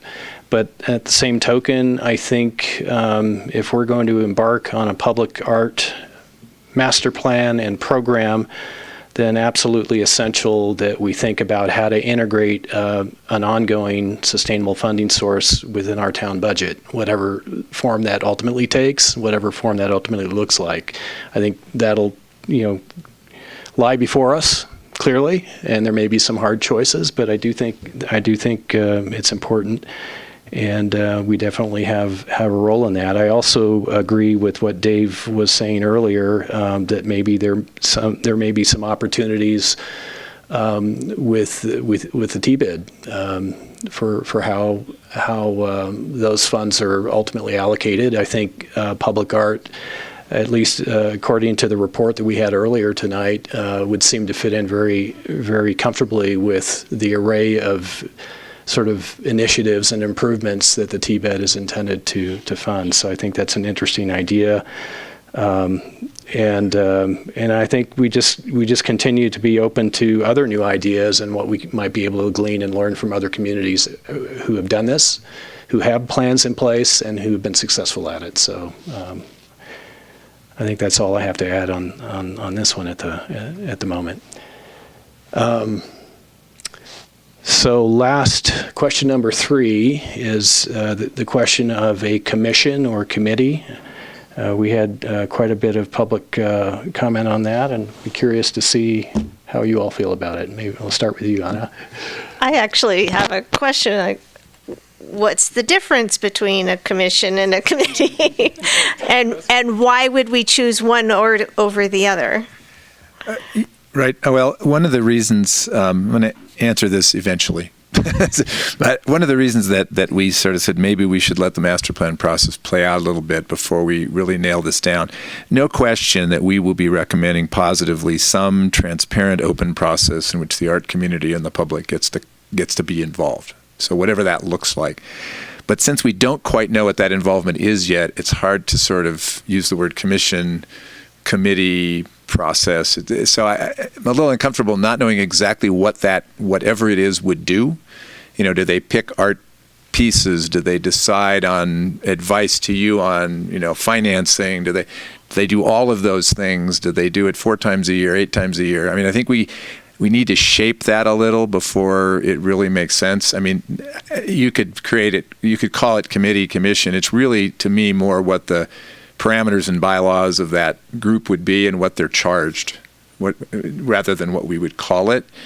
I think it would be advisory. I mean, I suspect that's probably what we would recommend. But they may be the final authority in certain issues unless appealed somehow. Everything can be appealed to the council, any town decision. So I guess that's why we recommended maybe just making a strong statement or giving a strong direction on having that something, but maybe not getting into that until we've had a little more conversation with the arts community about what they would what that committee, commission, task force, whatever we'd call it, would actually do. So that's my maybe bias in this conversation. And regarding the nomenclature, a commission usually is an ongoing permanent thing. Like we have a planning commission. So typically at the city level, a commission is something that is just going to be around forever and ever. Amen. And a committee is typically something with a shorter duration. Doesn't have to be that way. Right. Doesn't have to be that way, but that's usually how those terms are used. Great. Thank you. With that, then it's a resounding I support developing a committee commission, because clearly these are our experts and these are the people that really have the broadest perspective to bring to the table. I would love to be involved in that and be a part of it, but really I would want to rely upon our artist community to contribute to this development of the plan and the master plan and possibly the program. Thanks, Anna. Morgan. Echoing Anna, and I would just add that part of what I heard from the public and the community was that having us a more named and official group of citizens might aid in finishing the master plan maybe more quickly or more thoroughly or to a higher quality. And I would tend to agree with that. I think that I think from what it sounds like, we've had a very effective and fairly informal kind of relationship with our arts community. Has been very self-organized. Hats off to you all. But I'm not sure exactly what that looks like, but what I'm hearing is having that kind of dedicated group that the town works with a group and say, okay, we're going to set a clear timeline and goal to get this done. And I think that is important. It's Morgan. Jessica? Yeah, I agree. I believe that the guidance and input of our artist community is absolutely critical in shaping this whole plan. And also being sensitive to our staff resources, helping to take some of the weight off of their shoulders and really place it where the people who are passionate about it, who are wanting to take that weight on and have that input, are able and willing to assist there. So I'm fully in support of a committee, task force, commission, however it looks, getting our artists a strong voice. Thanks. I'll maybe be a little bit more specific, but I'm in favor of the committee rather than the commission.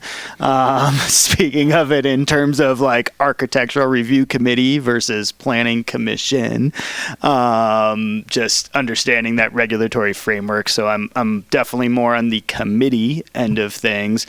And I would only maybe just pause, it's not that I don't agree with my fellow council members, but I think giving staff the ability, I actually think it might happen faster without the formation of this commission prior to it being finalized. I don't know how, I think there's been a lot of great information collected, and I want to see a committee formed, but I think that could come out of whatever the public art master plan is, because it could identify what kind of members sit on said committee and stuff like that, and then we sort of avoid like who's on the committee first or something like that. So just that kind of resonated with me a little bit of the timing.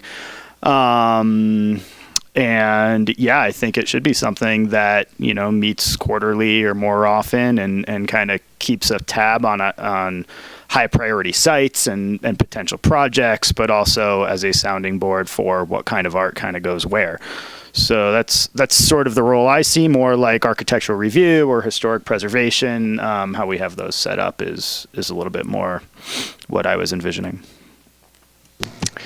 Thank you, Dave. Yeah, I agree. I think it's important. I think it will be important to have a dedicated group, whether it is a committee or a commission. Let's let that play out. Although I do sort of like the gravitas of commission, but that's my own personal bent on this. Yeah, and I agree with what Dave was just saying. As the plan itself begins to flesh itself out, I think that may bring some clarity to the composition of this committee or commission. Yeah, I think it's going to be an important role in our community. We have a lot of artists. Art, as I think everyone knows, is a very subjective thing, having I think some focus and expertise to help guide selection and the thought process along the way will be a good thing and a positive thing for our community. So, are there any other questions that you have at this time? Anything else that we should go over?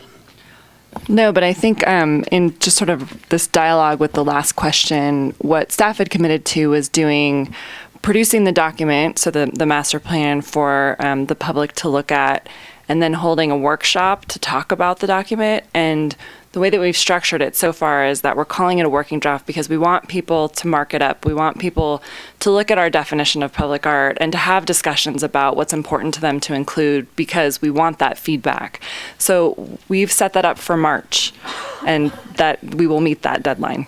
Excellent.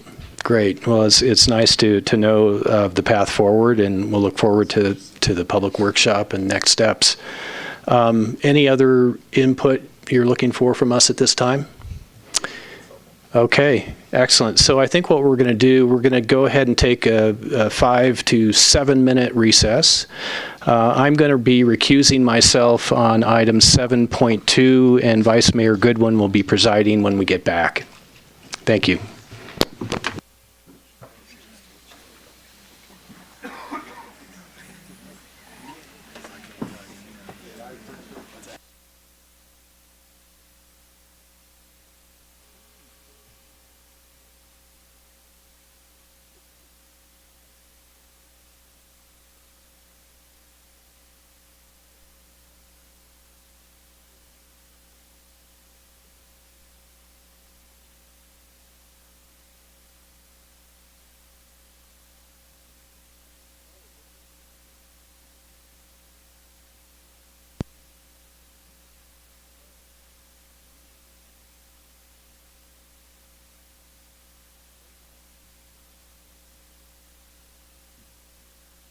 Good to see you. Good, we love you. Oh. I just wanted to say I didn't really get as much as an update as I shared on the progress made for the Truckee Cultural District. And you don't know if you're aware, but when we launched the Eco-Thinking Study for the Arts in April, Americans for the Arts is actually flying out from Washington to Nevada County.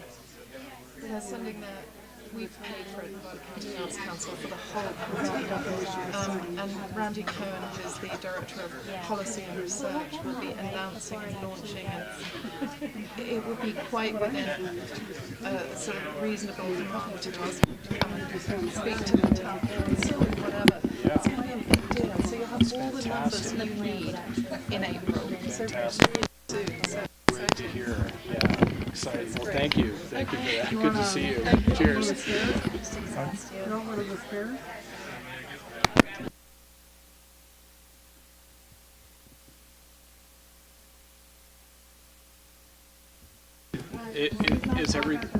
everything I said was not audible, or no? It was just this that scratchy crackling. popping Oh, noise. okay. I think you just had a bad connection. Okay. Judy,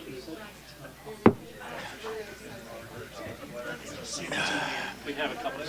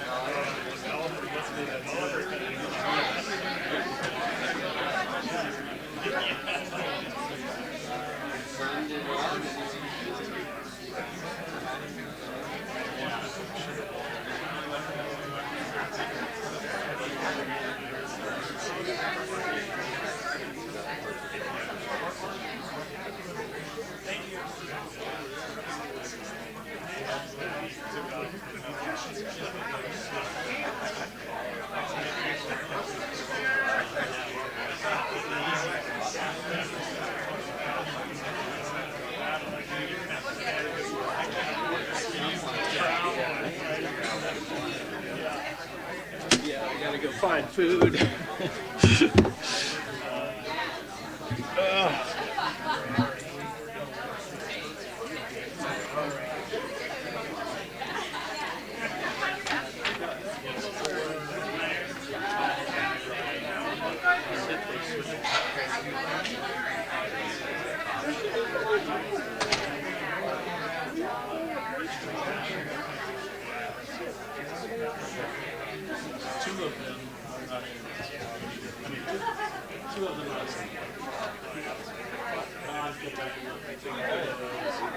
Too long ago.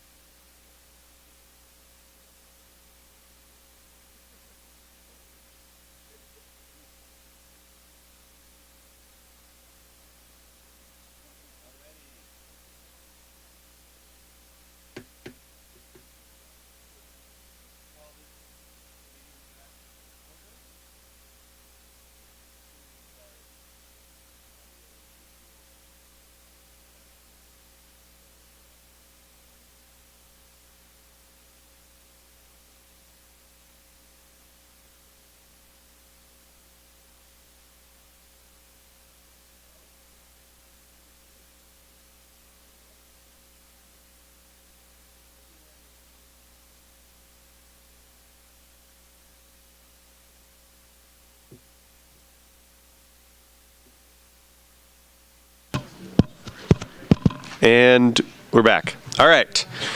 Moving right into item 7.2, which is the listed as the approval of local public infrastructure financing application for Stonebridge Properties LLC. And Kim is at the ready. Thank you, Mr. Vice Mayor. That's exactly what we're going to talk about this evening. This is a culmination of, well, at least a year's work, if not more. So there's been a lot of discussion of this with the council. However, I know we have two new members who are considering this evening. So I wanted to do just a little tiny bit of background, and then we will actually hear from the applicant, Stonebridge Properties LLC, and then we'll discuss staff's recommendation on this item. So a tiny bit of background. What is public financing for infrastructure? It's primarily done through two types of vehicles. The one we're discussing this evening is a community facilities district. Those are formed to allow infrastructure to be financed through debt financing and repaid through special taxes on the property bill. It's pretty flexible on how the tax can get allocated amongst parcels, and council through their local goals and policies have made some rules and recommendations on that. And then the debt is actually issued on a tax exempt basis, and it accrues to the future property owners, right? Not necessarily the current property owners, but whoever those future property owners are over the life of the community facilities district. There's some potential benefits for both the town and the developer if you've some of you have seen this slide before. It does spread that cost over 30 years for the infrastructure. The costs are paid back, as I said, from the future owners. There's potentially better interest rates because of the tax-exempt financing, and it also doesn't show up on the developer's balance sheet, and that is a real positive for the developer. There's benefits for the town in that we may incent certain things to happen within the town that we'd like to see that we wouldn't otherwise get. And then it could provide us some kind of modest tool or advantage, and our local goals and policies have actually been set up this way to incent development in areas that we'd like to see it, for instance, the former redevelopment agency area. There are some potential risks, and those include having too much overlapping debt on a particular property, or having too much overlapping debt that could influence the rates that are available to us as the town or other agencies within the town. There can be a pretty extreme administrative burden if we don't set this up correctly or use an outside agency. And in a recession or a downturn, there could be some even default on the bonds, which should have some major repercussions. And there would be some uneven or maybe burdensome tax rates for future property owners. But the good thing is we've been talking about this over the last year, and Council approved on November 13th, 2018, the Town of Truckee's local goals and policies surrounding this kind of financing. And those were very specifically considered to address both the provision of extraordinary benefit to our community, as well as to attempt to mitigate the risks that I just listed above. So, and as I said, that was about a year-long collaborative process, and we really appreciate the developers and our, dare I say, council of elders, some former, they're not here, yeah, some really wise former council members who helped us through the process. So I'm going to very quickly also go through some of the things that came out of that and are included in our local goals and policies. The ease of administration, a real critical thing for us is that back in December, the council joined the California Municipal Finance Authority. We also belong to a second JPA that does this type of financing. So we have a couple of options for using an outside entity to do all of the administration. Staff really would not be able to do it internally. So this was a really critical piece of this. The resolution passed by council has a pilot program of 3 years. We're going to see how it goes and maybe change course, maybe not. That'll be up to council at the end of that time. The council does get a case-by-case review on developers who are applying to use this kind of financing, and that's what we're doing tonight. We are limiting the amount of overlapping debt. There's a mathematical formula to do that, and that's really meant to keep us at a level that won't affect our borrowing rate, either ours or other local agencies.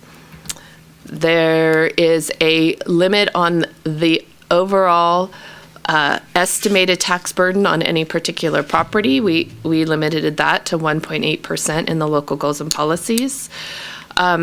We had clear direction on how much public benefit had to be provided based on whether a project was within or outside of the former redevelopment agency site. And we also wanted to make sure that we were doing this for what we called significant projects. We used a $20 million number, the council did. We may find that changes and gets bigger over time, but that's our current measure. Benefits, the extraordinary public benefits, need to be aligned with council's current priorities in your goals document, and the value of that has to be significant in relation to the value of the financing requested. So 20% if a applicant is within the redevelopment agency, 40% without. I'm sorry, I already talked about the size of the project. So that's the last one there. So I'm going to move on to the Stonebridge Properties LLC application. So first of all, I want to call out the applicant. Mike Isles here, and he has some of his co-applicant folks that he'll introduce. But I really want to appreciate Stonebridge. They were the first to apply, and we said, that's great. We've never done this before.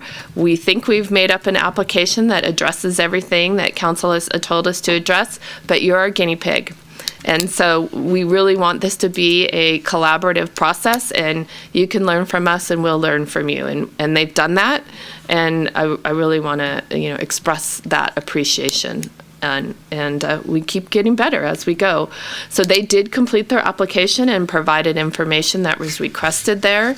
The level of the certainty of their data they provided and that detail is really commensurate with this is the first step in this process. So they haven't broken ground, they're using estimates, and that's what we expect right now. As we move through the process and we get closer to an actual financing application, we'll have a lot more detailed and concrete numbers. So that's important to realize, and that's included in the application. It's a multi-step process. We did review this as staff. Nearly all of the departments were involved: the town attorney, the town manager, the administrative services, planning, and engineering. All of us had a piece of this that we worked on the review of the application. And at this point, we do believe that the Stonebridge application meets the requirements of the local goals and policies set by the council. So the next thing I'm going to do is ask Mr. Isle to do the applicant presentation, and if you'll let me just bring it up here.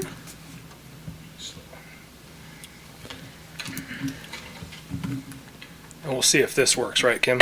Yes, you try it out, and if not, I'll do it for you. Yes, great.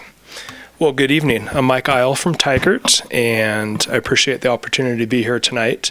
I am joined tonight by a few of our team members. We have Mike Whipple over there in the blue shirt from Development Finance Associates. Mike's been helping us through this whole process on the financial side. He has a lot of experience with the BOLD programs and SKIP, so he's been a tremendous asset. Jim Porter from Porter Simon.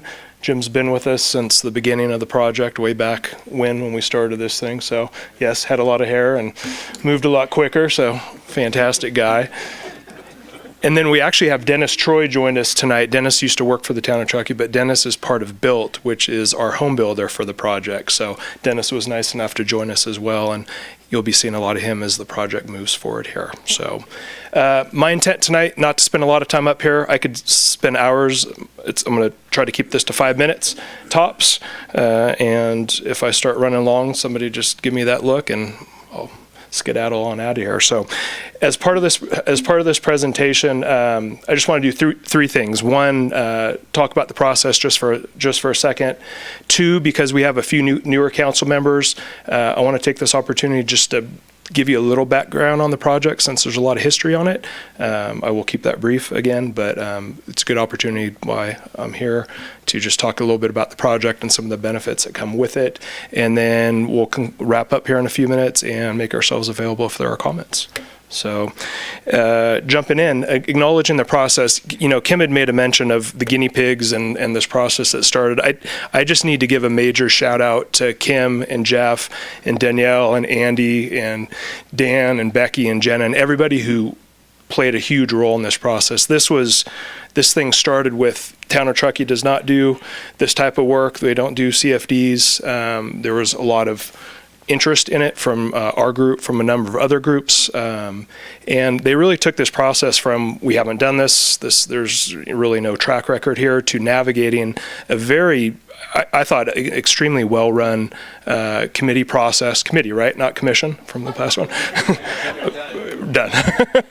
A very well-run, very inclusive. I think they were extremely open to ideas and thoughts. The Council of Elders was a fantastic idea. I mean, that was, bringing some real wealth of experience in here, and the participation by council members as well. So I appreciate that. We've worked in a lot of jurisdictions over the years, and that was probably one of the best processes I've been part of. So I do want to acknowledge that. and we'll just go right into the project. For those of you who are not familiar, the Cold Stream project, otherwise known as PC1, we're located just on the east side of Donner Memorial State Park. We actually abut the eastern property edge there, right at the Donner Pass Road, Cold Stream Road exit, so first exit as you head eastbound into town off Interstate 80. The site, about 180 acres plus or minus. It's a former mining site. For those of you who don't know, it's a beautiful area for alluvial deposits. It sits at the base of Cold Stream Canyon. You have Cold Creek that runs through it. You have Donner Creek that runs through it. So, from really the mid 1950s until the mid 80s, a series of aggregate operators, with the last being Tykert Aggregates, operated out of there, providing sand and gravel for the community, both North Lake Tahoe and Truckee. So a lot of the material that was pulled out of there went to Squaw Valley Olympic site, went to Tahoe Donner, went to Interstate 80. A lot of the stuff that was built up until the mid 1980s was provided by that site. So tremendous resource through that time. After mining finished in the mid 80s, the property sat vacant for a number of years. And I'm not going to bore you with this entire timeline. I just put this up here just to illustrate as an example what larger projects, what master plan projects typically are involved in terms of just time, in terms of effort, both on applicant side as well as staff and community. I mean, this project was not just Tykert. This was a tremendous amount of time by staff for going on 18 years, by community members like MAP, Truckee Watershed Council, Deerfield Neighbors. I mean, just everybody. It's a tremendous amount of work that goes into these things. So starting with 2001, project was approved in 2014 through the town of Truckee. We finished our state and federal permitting, so there's some existing ponds out there as a result of the former mining, as well as Cold Creek that we had to permit through the Army Corps of Engineers and Lahontan Regional Water Quality Control Board to do some of the modifications. So that was finished in 2018, and then our goal, assuming all goes well tonight, is to move forward and start on May 1st with the phase 1 of the project, which I'll show you in a minute or two here. Overall vision, these quick graphics just kind of illustrate the transition of the property. Starting with the oldest aerial we could find, 1939. You actually see the property south side. You have the old Union Pacific Railroad tracks. Those slope down into a larger meadow. You see Old State Route 40, which is the roadway kind of on the top north side. And you see Cold Creek, and then Donner Creek has this big meander that runs through the property. That was before Interstate 80 was constructed and straightened that out. So pre-mining condition, pre-Interstate 80 condition, 1939.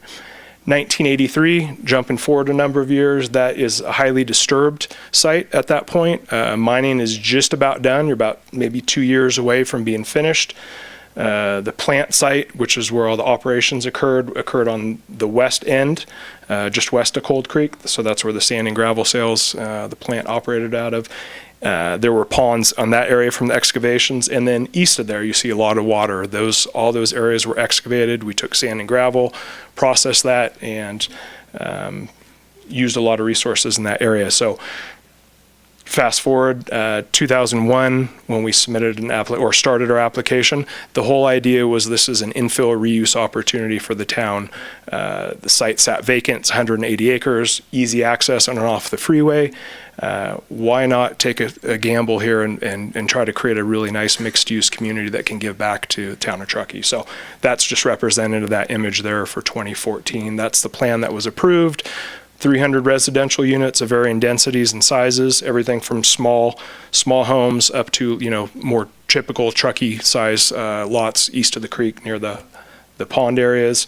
30,000 square feet of commercial, 48 affordable housing units, and then extensive stream restoration in Cold Creek, as well as pond and environmental restoration for the pond areas. So an overall vision that was shaped through that long process as we went through. So turned out to be, I think, a fantastic design that we hope to implement here soon.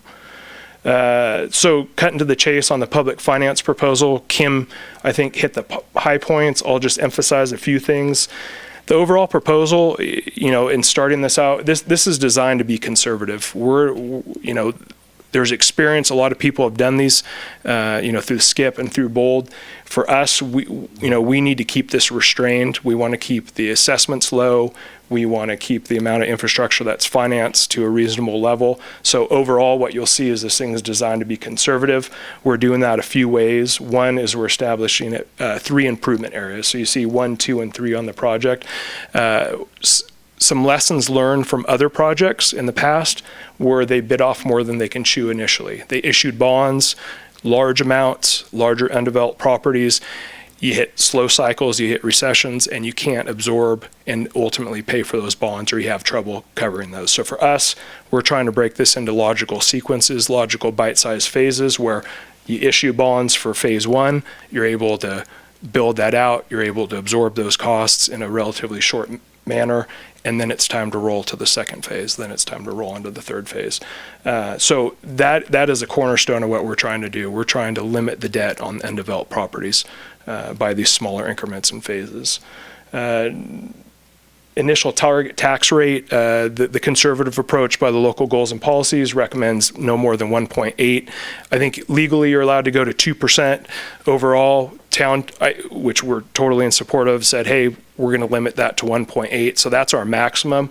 Rolling out of the gate for phase 1, we're trying to stay a little closer to 1.6. We still have a little bit of work to do as we come back in terms of overall assessments, but that's generally where we're trying to keep this even a little more conservative than that's what's allowed. Talked about limited bond amounts. We are allowed under local goals and policies to cover up to 50% of the infrastructure. Our application is closer to 31 to 32% of that. For a lot of reasons, not the least of which we realize there are other projects that will be coming down the pipe, and we're trying to to the extent we can, maintain a lot of capacity there, so that this is a win-win for everybody. And then overall, project meets and exceeds local goals and policies everywhere. We meet them, we exceed them in most cases. And what happens if we get approval tonight to move forward and apply to BOLD? Project moves forward. We start May 1st, start delivering the first community benefits, extraordinary community benefits, which I'll talk about in a sec, but that includes the trails, the affordable housing that's in phase 1, a lot of the goodies that come along with the project. So, to that end, I'll try not to spend too much time on this, but in terms of the extraordinary public benefits, you got, at a minimum 4 major categories here. You have off-site improvements, a lot of infrastructure and off-site improvements. That includes the roundabout at Coldstream Road, Donner Pass Road, right off Interstate 80 there. You have major improvements to Coldstream Road. That's kind of a hodgepodge at this point in time with the closed Union 76, the Chevron, our project ultimately. So you're going to get some sidewalk and landscaping improvements, some kind of a cohesive entry into that project area. 2 really cool segments of our Truckee River Legacy Trail. The project's going to link up from the northwest corner, go all the way to the entrance to Donner Memorial State Park. So you'll head west that way, and then you go from what we call the Whale's Tail, kind of that northeast corner, that lot that hangs out along Deerfield Drive. That will tie ultimately to State Route 89, and then there's an extensive trail system internal to the project. So that's, one of these last major segments to the Truckee River Legacy Trail. And then ultimately you'll get a Deerfield Drive roundabout. That's not phase 1, but that comes in the later phases. That was part of the discussion, the extensive discussion that came about with Deerfield Drive, whether you connect it or not, giving people the opportunity, trucks and vehicles that realize they're going the wrong way or heading down a residential street, the opportunity to turn around and go back to State Route 89. So when the project opens to Deerfield Drive, that roundabout will be put in there. Regional transportation improvements, just real quickly. At full build out, the project will provide $35,000 in annual transit funding through a transit maintenance CFD. So no bonds, but that'll just be annual assessments that go into supporting community-wide transit services. In addition, the project will do the same thing. There'll be trail maintenance funding for those off-site trail segments, again, at Donner Memorial State Park and State Route 89. And then, a cool part of this project that was negotiated with the town and Mountain Area Preservation was an overall 1% transfer fee. So all those sales and resales and perpetuity for the project, that there's a 1% transfer fee on those sales. 13.5% of that goes straight to the town. for trail construction, for transit type projects. The remainder goes to the Coldstream Foundation, and that will support affordable housing, open space acquisition, community art, all kinds of really cool stuff. So that kind of ties into that conversation that happened on the prior discussion item. So a lot of opportunity for that, and that's a perpetual source of funding that's generated through the project. Environmental restoration, a lot going on there. In terms of extraordinary public benefits, we are reworking Cold Creek through the area. It's a deep incised channel. We've worked with State Parks and Truckee River Watershed Council for years on some designs for that, so that will happen as part of this project. And then just overall, the project secured some outside funding from the state. Some of those monies, a big chunk of those monies go towards starting the affordable housing, and some of those monies actually go back towards some of those improvements, offsite improvements like the Donner, Coldstream Road, Donner Pass Road roundabout, about $1.3 million, which the town basically takes that off the books for the town. That's money that the town doesn't have to ultimately spend for that. So a lot of really cool stuff overall, about $5.5 million. For the way we've calculated it thus far, I think we've probably undershot. I think when we get our numbers a little better, we're going to find that those numbers are probably higher than that, but that's ballpark and pretty darn close for what we have now. So overall, project goal is to get this approval tonight. We're working on improvement plans right now with staff, and plan is start May 1st. You would start seeing construction happening and start having home sites late in the year in terms of finished home sites ready for construction. The affordable housing project would start this year as well concurrently with us. So a lot going on. So anyway, I don't know if that was 5 minutes, but it was about as close as I could get to it. So I will conclude, and we're available for any questions. Thank you, Mike. Definitely time well spent. Thank you. Appreciate it. Mr. Vice Mayor, could I add one point to Mike's kind of put an exclamation point on it? The extraordinary public benefit conversation is a pretty interesting one, because on its face, the projects, well, you know, we have all this really cool stuff. I'll quote you, Mike. And that's true, or could be true, but we looked at it and they looked at it pretty hard, because the real definition there is benefits that benefit the community clearly are part of your goals, you know, council goals and priorities that would not otherwise be required. And that's actually a tougher, more complicated test than just good community things. A good example of that is the trail system. Trails internal to the project would have been required as part of the project. That didn't count. Trails outside, the offsites, did count, and we went through each of those, and we had the great benefit of having Jenna having gone through the development agreement with them in great detail, so we knew exactly what was required kind of on a typical basis, and then what was, quote, extraordinary. And I think for the future projects that are coming down the line, that's just a really important conversation that's not as easy as it looks on its face. The one other thing I did want to point out before I put up our recommendation is, as I said on page 3 of the staff report, we know that there's at least 2 other developers who are going to request this kind of financing, and most of the time the applicant will stand on their own as far as the local goals and policies and the restrictions there. The one that we look at considering everyone is the overall cap on overlapping debt. And we, as I said in the staff report, we know if all 3 developers come in and ask us in the next year for the amounts they're planning on, we're going to start off over that amount. But what we're suggesting to council is that's a number that will play itself out over time, and that we will look at as we are asked to actually authorize real financing. So for instance, the project that we're talking about this evening, the total is $10.7 million, but Area 1 is 3.2 or thereabouts.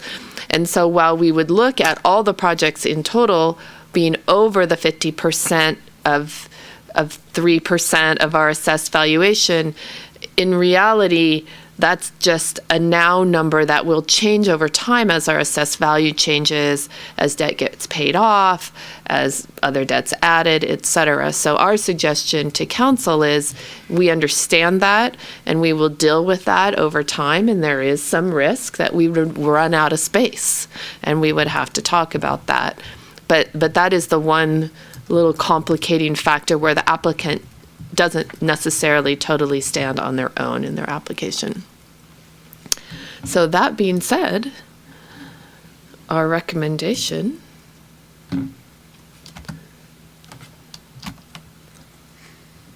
okay.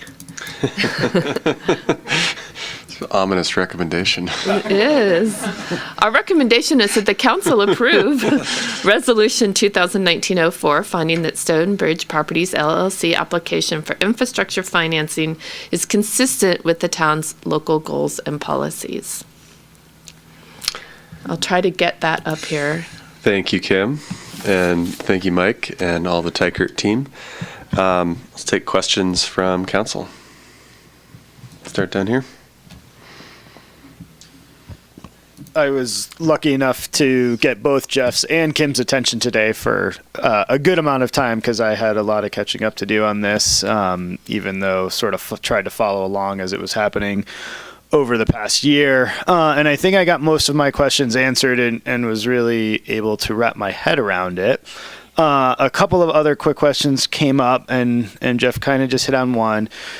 The extraordinary public benefit was already previously negotiated. Nothing is necessarily being added because they are now going for funding. This was all part of the development agreement that was negotiated at that time, correct?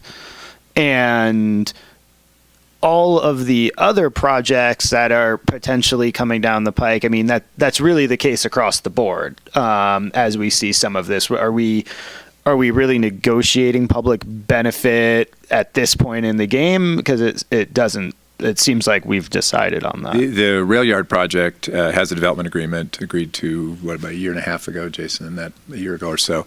The PC3, which is the third one we believe will come in, does not have a development agreement. Right. So yes, there were some off-site improvements and some other things with PC3, but that one's will be a little less clear in that regard. But there are some things, above and beyond requirement there, but we'll have to look hard at that. Whether there's a development agreement or not is not actually it's not really relevant. It's a question of, again, what's being offered that is within your priorities that's above and beyond the basic requirement. And I guess my question then is, we stand to gain and get all of this benefit sooner by utilizing this financing mechanism. I guess it's more of a question for you, right, Mike? Is that the gist of this? I mean, all of the benefit is there. We're going to get it, whether we get it in 5 years, 30 years, or not at all. At this point, we're more likely to see it. Right. Put simply, I mean, I think this approval of the use of this type of financing facilitates the projects happening. I shouldn't say projects. For our project, without this type of financing, you're probably not going to see it happen. So along with this approval of the financing, the benefits that come with it. Yeah. Yep. Do you have anything to add to that, Jeff, or no? You'd agree? Okay.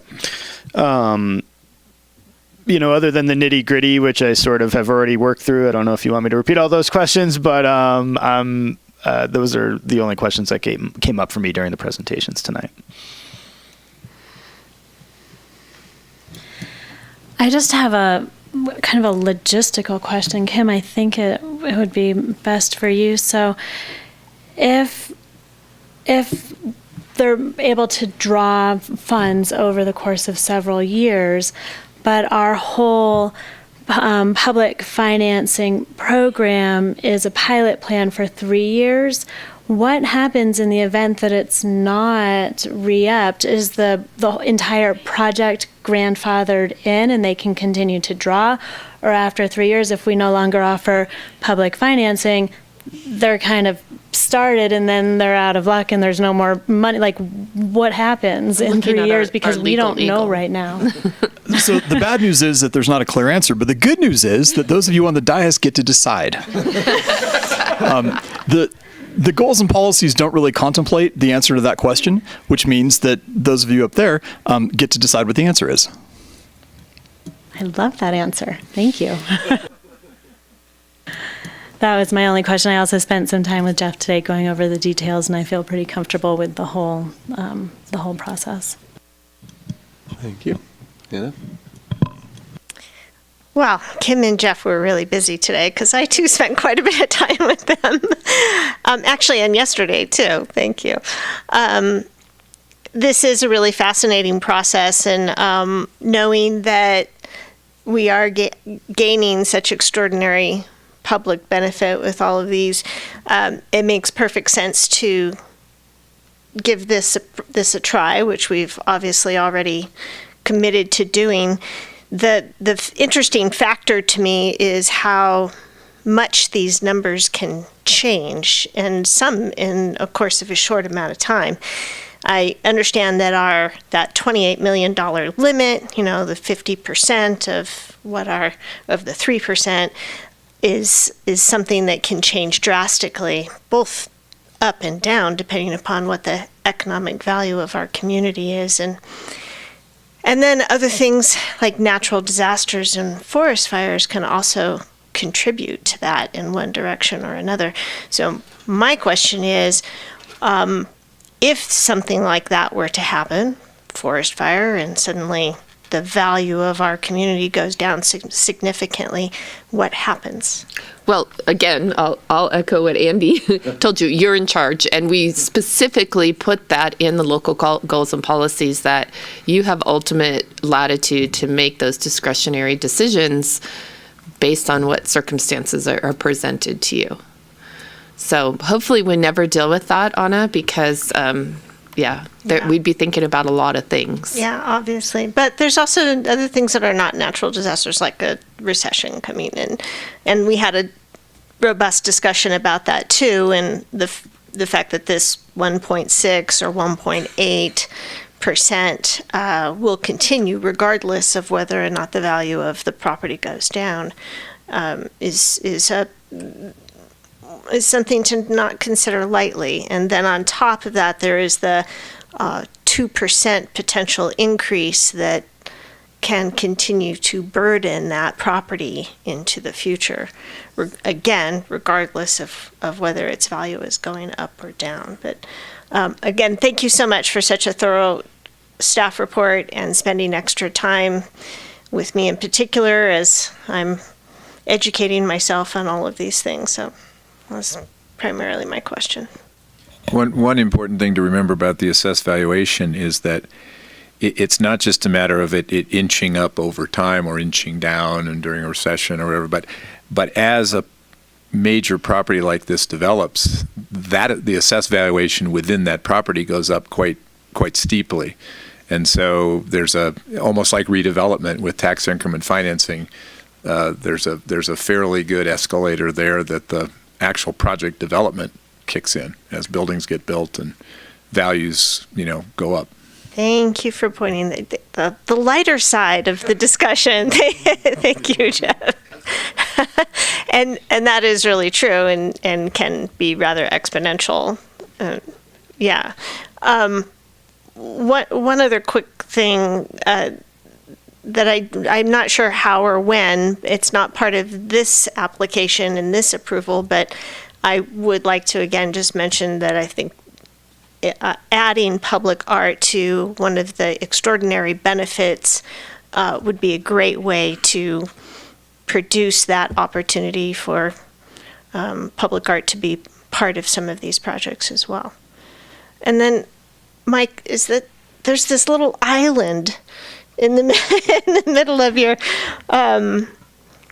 project. That's the old that yellow building with that used to be a hotel or something, and that's not part of your project, but you own all the property all around it. The yellow off Coldstream Road when you come in. Yeah. We bought the old Madigan's restaurant a number of years ago to incorporate it in, and took that was right just on the west side of Chevron to help with the project entry. And then there's a If it's the derelict former Alpine Country Lodge that's on the north side of the street across from Taco Bell, is not part of this project. Okay. Yeah. Just wanted to make sure it's like literally its own little island in there. Okay. Its own special world. Darn. Thank you. Let me pick up on Anna's comment and just ask, what's the public art consideration or thought been so far for this overall development? When we went through the specific plan process, and Jen will remember this, there was a lot of discussion on particularly the commercial area, the village mixed use, which is the first area that you come in off Coldstream Road, to leaving areas for public art opportunities. So there is a decorative roundabout that's in the internal part of the area. There is a large paseo that runs from Cold Creek to that roundabout. There's some entry features. So we built, or designed, I should say, that area with lots of landscaping and art opportunities. That's about as far as it goes right now. We're working on civil plans. We're working on landscape plans as we speak. So given the discussion that occurred tonight, we probably will take a very close look at that. Lovely. Thank you. Welcome. Any more questions? I'd like to open this item for public comment. If you'd like to make a comment, make your way up to the podium. You'll have 3 minutes. And I'm not seeing anyone jumping. So we're going to close public comment. Move on to council discussion, deliberation, and action.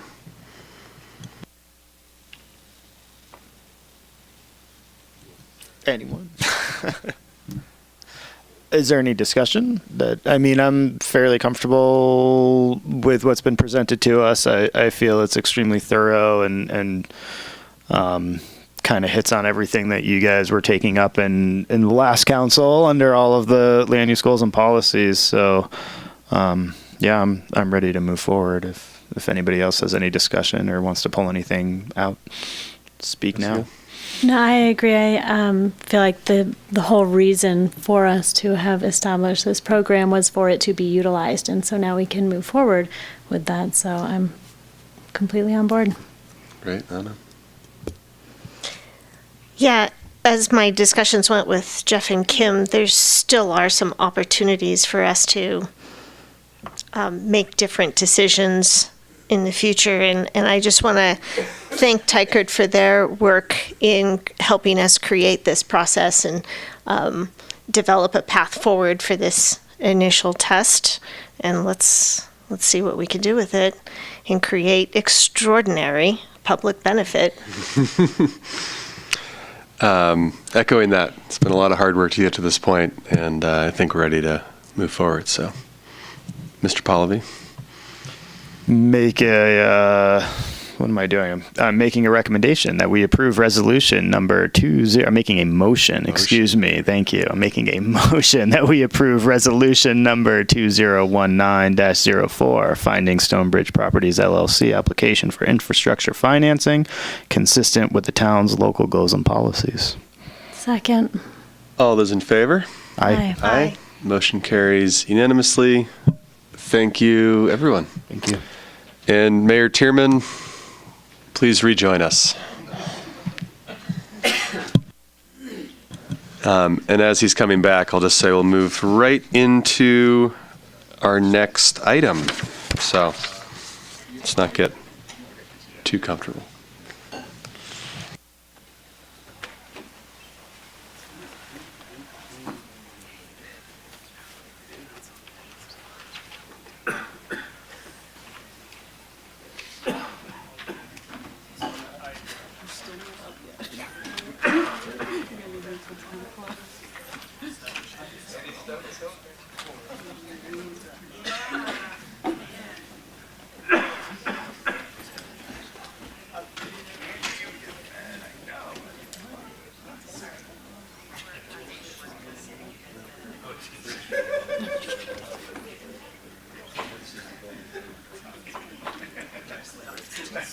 It's all the better though.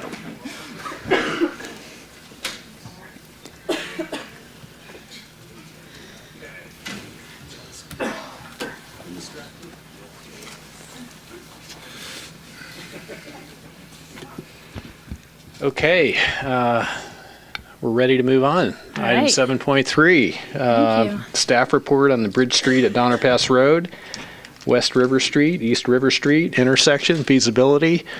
Lots to talk about. So, That's right. Good evening, Jessica. Mayor and council members.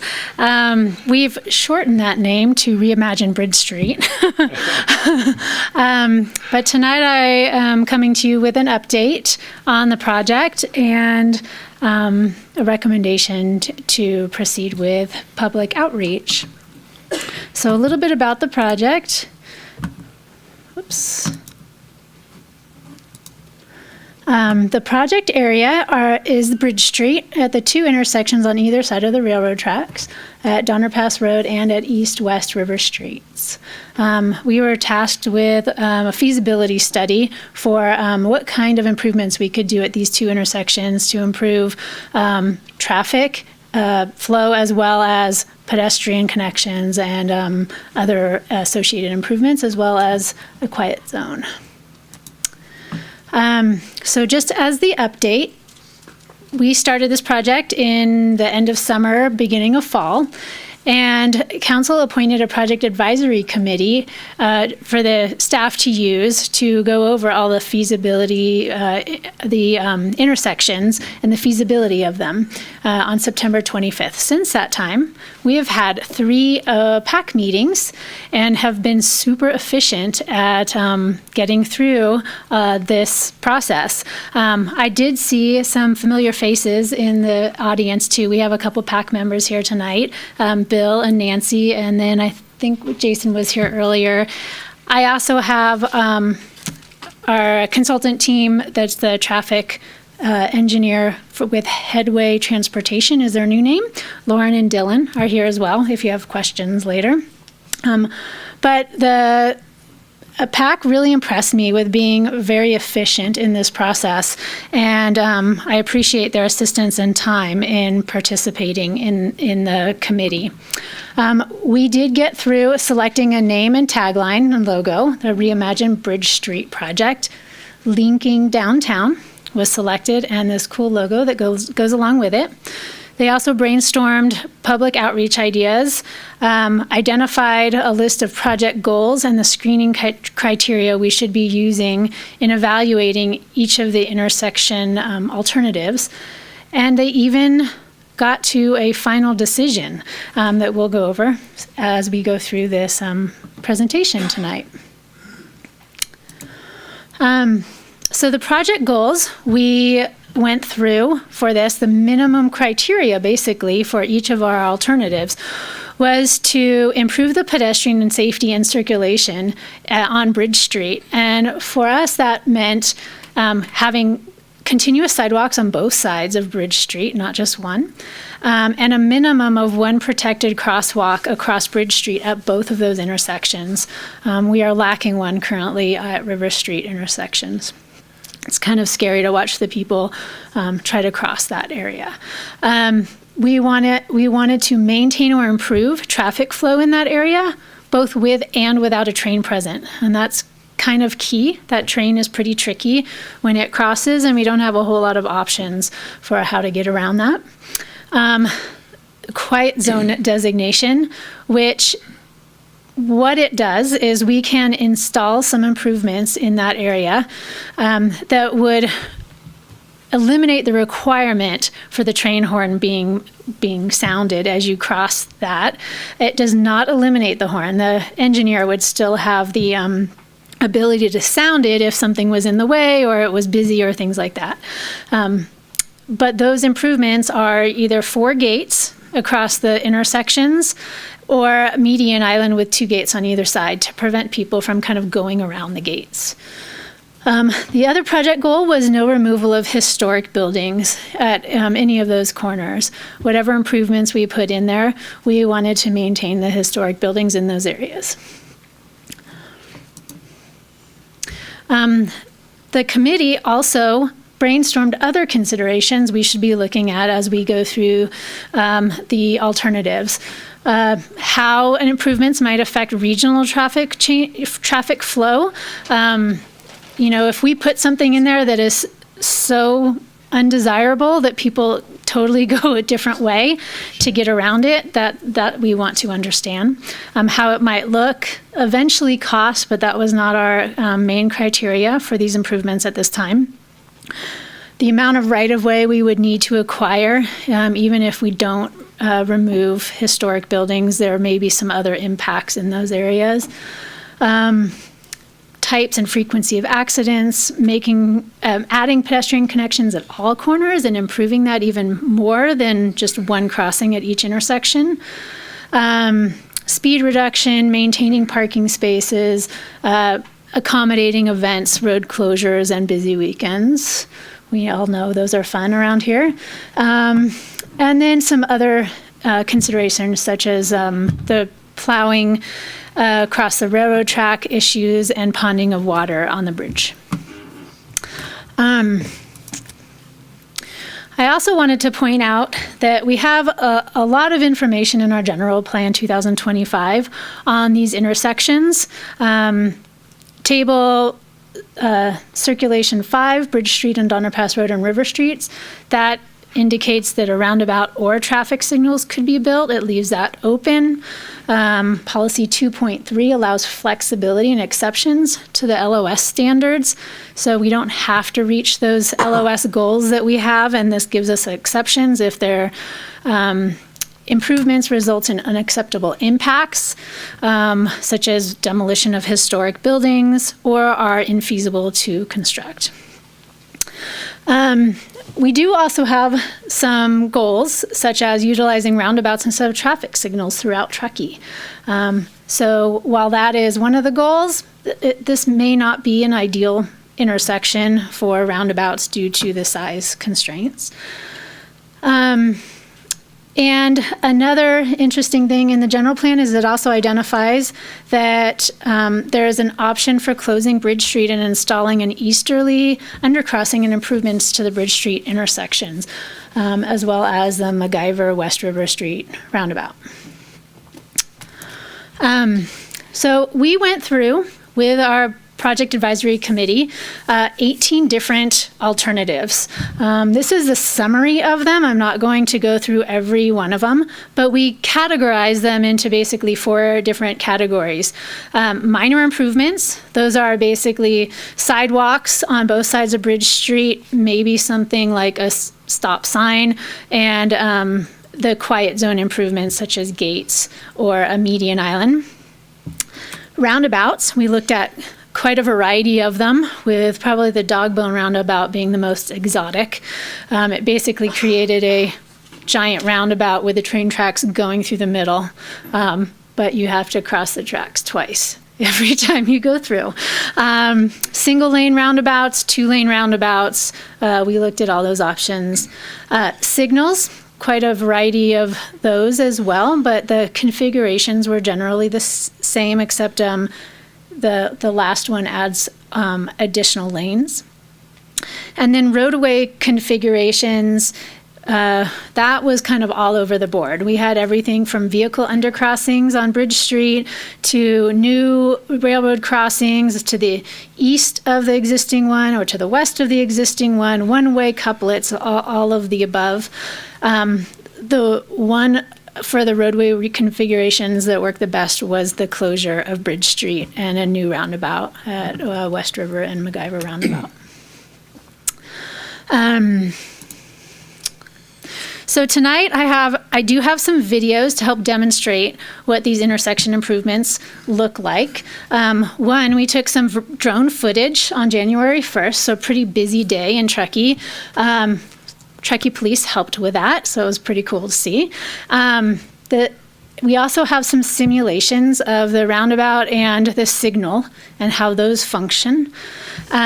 All of the footage tonight is 8 times actual speed for interest of time. Just you'll still be able to see kind of how it functions and stuff, but the actual footage of the drone was probably about almost 10 minutes long from when the train approaches to when it clears as far as the traffic. Simulations, just so you know, are based on existing conditions and volumes from the AB 1600 traffic impact fee study. They do not include the future roadway extensions. The traffic that's shown in the simulations are for pretty busy busy volumes. So it is a little bit more than maybe what the drone footage shows. And just as you're watching these videos, especially the drone footage, watch for the diverting vehicles, people that go up to the intersection and as they're coming up, the train's there and they decide to turn left on West River or flip a U-ey or, all those fun things that people do when they get to the train across Bridge Street. Also look at the pedestrians. The current intersections have uncontrolled pedestrian crossings, means that they can cross anytime. They don't have to stop necessarily for the cars, and you could have a continuous stream of traffic. Vehicles blocking intersections that maybe keep other vehicles from crossing, and the queue lengths and the time for it to clear. And just a little bit more on the diverting vehicles. The consultant team did do some calculations counting the actual vehicles in the footage to come up with some percentages that they diverted for their actual simulations. So they're considering about 50% will turn left onto West River Street if they approach, and same with Donner Pass Road. Instead of turning left, they go straight. That's if there's a train there. Right? If there's a train there, yes. Okay, so our existing conditions, as we know, is 2 gates, 2 stop signs at one intersection, 3 at the north one. And I have some drone footage to show you what kind of it looks like on a somewhat busy day. Whoops, I knew I was going to do that.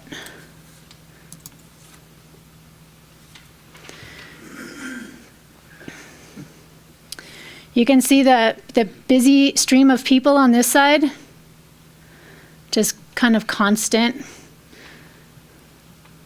Here comes the train. People flipping U-E's. People blocking the intersections over here.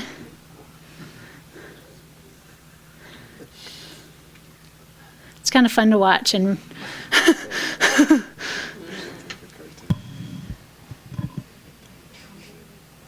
Jessica, are you going to post this in the town's YouTube channel? it's already there. Great. But you can see the queue of cars. You can see this left turn lane gets pretty long. And even when they're clearing the tracks, there's still people continuing to walk across, blocking people from clearing. But other than that, it does tend to work fairly well for a kind of a dysfunction junction. Okay. All right, so for this category of minor improvements, A2 was the best of this category. It basically left everything in existing configuration with 3 stop signs on Donner Pass Road and 2 on the south. But what it does add is sidewalks on both sides and a median island down the middle with 2 gates. These median islands do provide a protected crossing for pedestrians, but it is still uncontrolled and they still don't have a stop sign. But it does give them an island to stop in, and so they're only crossing one direction, one lane of traffic at a time in both of those. So you get an additional crossing up here and at least one in the southern one.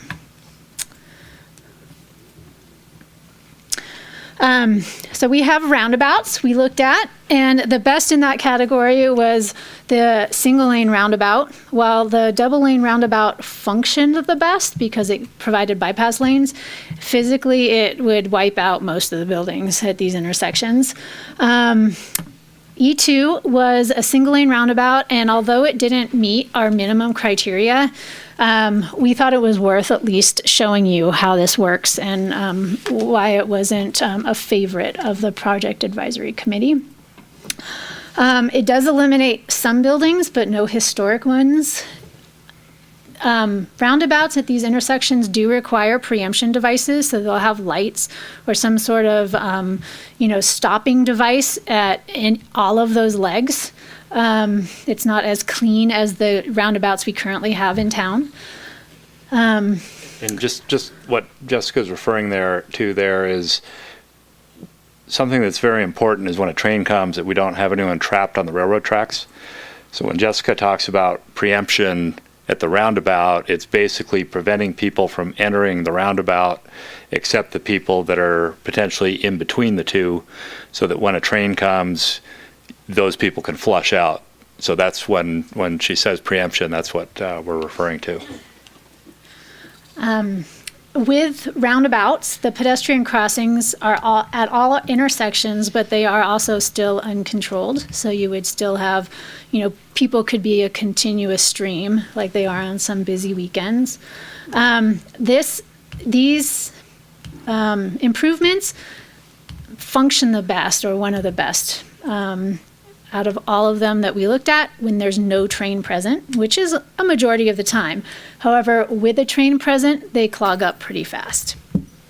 So we're gonna see a little video on this. I'm gonna cross my fingers that it works. Okay. So this is without the train. And what's gonna happen when a train comes is the gates are gonna go down on all of the corners, and then as soon as the tracks are cleared, the ones on the that can keep flowing are going to lift back up, and you'll see that when the train comes. But even with that, it's going to clog pretty fast.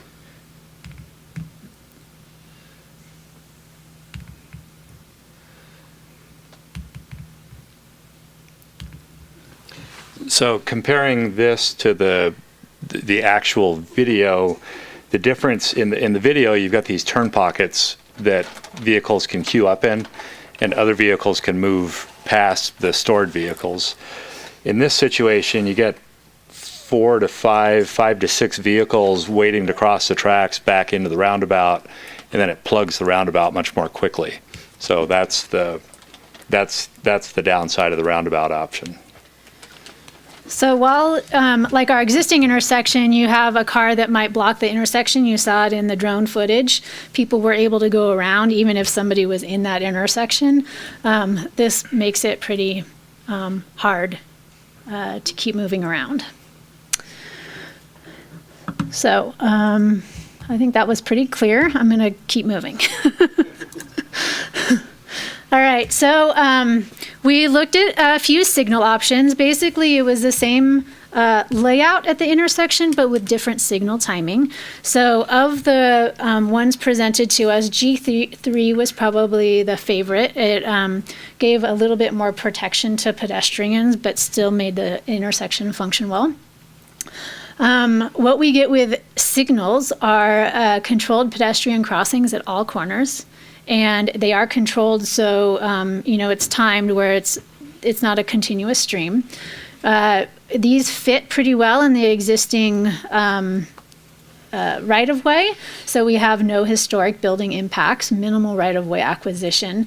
The signal preemption can be coordinated with the railroad gates, and I know we have concerns in town, especially downtown, with signals and what they look like, but we do have some examples of decorative signal infrastructure, but no recommendations at this time.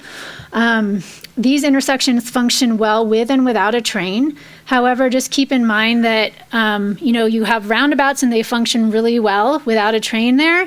These you'll have signals all the time. So all those free-flowing movements that you have now, like turning left onto West River Street, would be more restricted. But hopefully these intersections function well, all the time, or most of the time.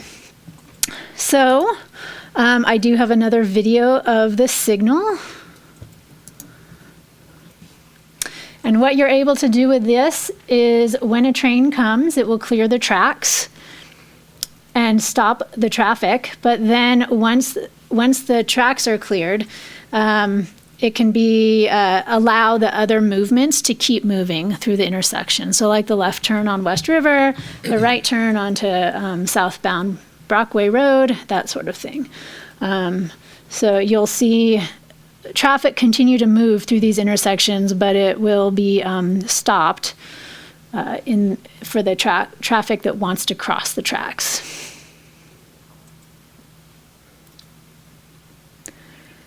basically you can still divert if you want. Yeah, so this, as Jessica was saying, this maintains a lot of the same diversion and rerouting options as what exists today when the train is present. The other thing this will do is, currently, I think this will also reduce through traffic in the downtown area to some degree. So currently, if you live in Sierra Meadows, as an example, and you want to go to Gateway or you want to go to the freeway, you can flow through downtown unimpeded currently, and you may choose to come through downtown to get up to I-80, the I-80 freeway interchange. With a traffic signal here, it may be enough to flip some of that decision making so that people are going to be more likely to take the bypass. It might actually eliminate some through traffic in the downtown, not to a large degree, but to some degree, because folks will recognize that now they've got another obstacle or a couple of obstacles in the way of what is currently a free movement through town. Okay. So we have included just some examples of traffic signals that aren't just a Caltrans standard, highway signal.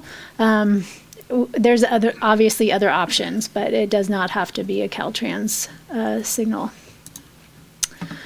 Then the next category was road reconfigurations.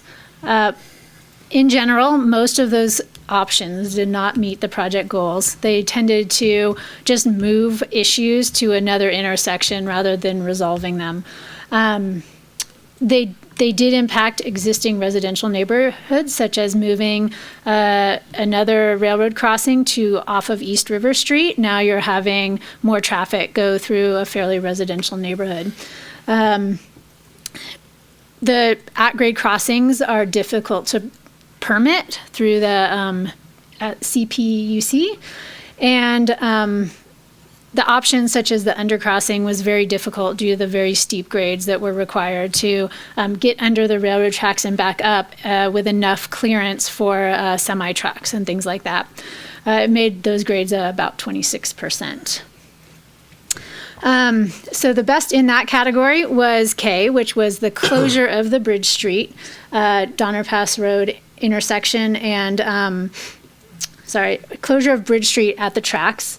It basically eliminates the conflicts between vehicles and pedestrians, so it makes that crossing very good.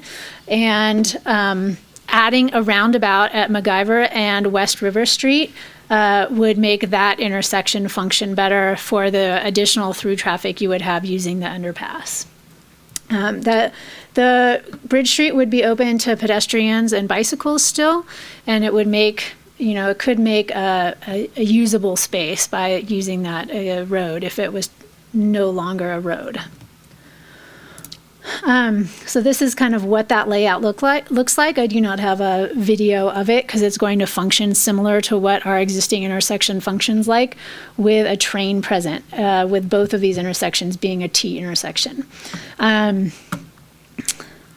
So this requires minimal right-of-way acquisition, no historic building impacts. It met all of our project goals, and is one of the few that met that. With that configuration, we heard from the Project Advisory Committee that if that kind of configuration was done, they wanted to see some other things done, such as additional parking on West River Street, so that if you were coming from, say, Sierra Meadows, you could park and walk to downtown instead of having to drive all the way around. Also, because the fence that was recently put up along the railroad tracks has eliminated some of the pedestrian crossings that have historically happened in the past in there. They would be interested in seeing and pursuing future pedestrian crossings in other locations downtown to make the connectivity better for pedestrians. So as part of our project, we just had our consultant team just give some ideas for that and what it looked like, some ideas for where pedestrians could cross, and also whether it was overcrossing, undercrossing, at-grade crossing, that sort of thing. This is not part of our project right now, but we wanted to bring it up as if option K is pursued, or even if it's not, there is interest for pedestrian crossings, and it is included in our plans for town. We would recommend this as a separate project in the future. So the conclusion of the project advisory committee was for the traffic signals. It was pretty conclusive and unanimous in the project advisory committee. It met all project goals: minimum right-of-way acquisition. They liked the additional pedestrian crossings, opportunities for streetscape improvements, and no reduction in parking were all pluses for this option. This is a preliminary recommendation. It's not the final thing that we're asking you to decide on tonight. What we are asking you tonight is for authorization to go into the community with these alternatives and get feedback from the community on pros, cons, what they like, what they don't like, that sort of thing, for the 4 different categories that we presented to you tonight. And our outreach would include staff presentations at local groups, agencies, and meetings such as Rotary, Downtown Merchants Association, that sort of thing. We have a website that's up already with some of the information on it. Using social media, press releases and newspaper articles, and then culminating with a public workshop and coming back to you with the information we've received from the public and probably a recommendation at that time. So the project information can be found at this website, townoftruckee.com, Reimagine Bridge Street. And you can also email me comments or suggestions at jthompson@townoftruckee.com. And our staff recommendation is to authorize staff to perform public outreach on Reimagine Bridge Street as outlined in the staff report. Do you have any questions? Thank you, Jessica. Very interesting work, and love the work of the committee as well, and the logo and the name and all of that. Good to hear of the efficiency. Open this up for council clarifying questions. Maybe start it on the left side here, on my left. Hey, give Anna a chance over there. No clarifying questions. It's really exciting. It's cool to see. Yeah, I would probably agree with Dan on that cut through traffic not going through downtown, because I pretty much go that route every day, and you're probably right. If there were lights, you might go the other way, but not until that intersection gets improved too. So no questions. Anna. Yeah, it sounds like you've got a great list of places that you're going to go and opportunities to get this out. How do you plan to receive the feedback when you're at these presentations? Will they be able to vote on their favorites? You're going to do a survey monkey online? Like, where's the feedback? So the goal would be to do both of what you suggested or listed. Would be we would provide the tactical information, hopefully in a 10 to 15 minute time period, and then provide an opportunity for folks to. It would very likely be a dot exercise, where we would invite folks to, identify based on what they've heard what they think the appropriate solution would be, to collect feedback that way, and then with the website to create a similar mechanism to hopefully provide the same information and provide an opportunity for people through the website to identify which option they think is most appropriate. Excellent, thank you. And then that'll be brought back to council for the final decision. Yes. That informing us. And then funding for this, what is the plan for that? So the town traffic impact fee program currently includes both of these intersections in it. So that would be the primary funding source. Thank you. Dan and Jessica, in your experience, have you seen a public committee this large reach unanimous consensus this quickly before? It was surprising given the high profile location. And Nevada County actually proposed a traffic signal at this intersection in the late 1980s, and it was ultimately not installed due to concern from Truckee residents at the time. So I'm very curious to see, with broader public outreach, whether that sentiment comes back to the forefront again or not. So I think at the time it was, there were concerns over how well the signal and the train tracks would interact. That, I think, technology has come a long way since then. And there was also concerns about effects that a signal could have on downtown parking.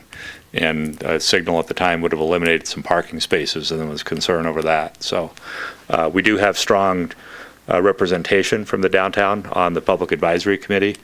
And again, we were surprised at how quickly they kind of migrated towards this notion of a traffic signal at those two intersections.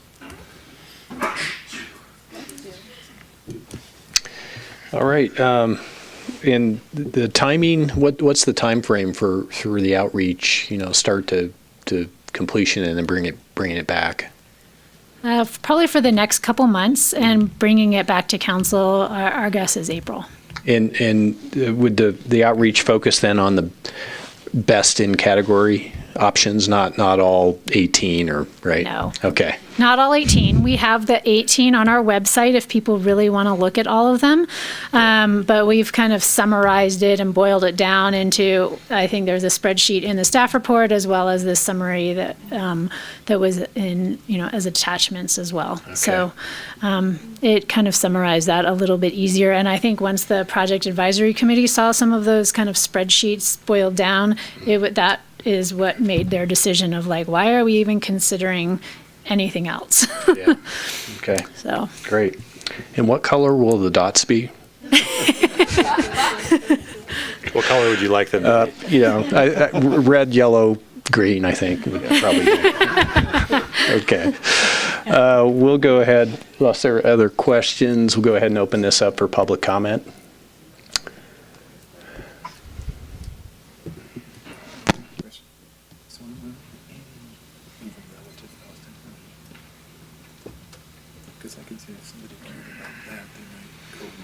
Hi, good evening. I'm Rolf Godan. Very long-time resident, live on Riverside Drive, which is just south of West River Street. We had a little anecdote to share, and one thing that does happen that really impacts us there, West River Street going east backs up every day.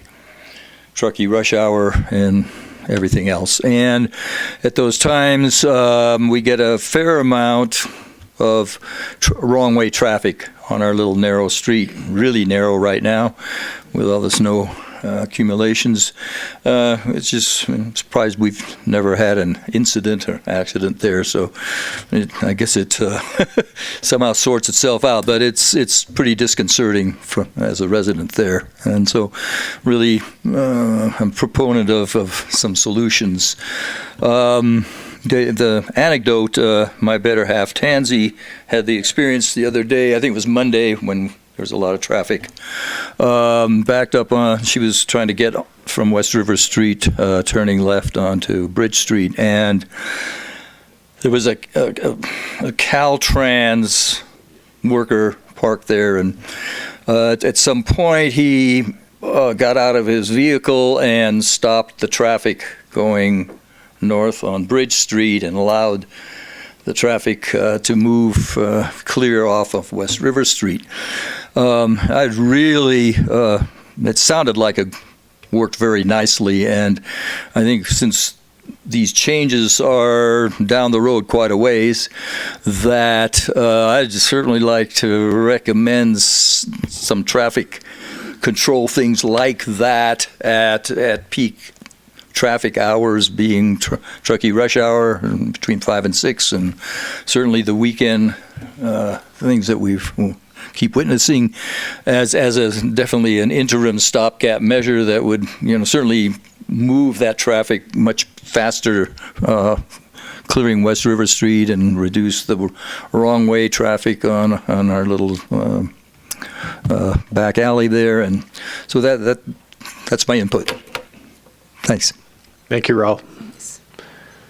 Any other public comment? All right, seeing none, we'll close public comment and then bring this back to council for discussion of the staff recommendation. Any discussion or motion, perhaps?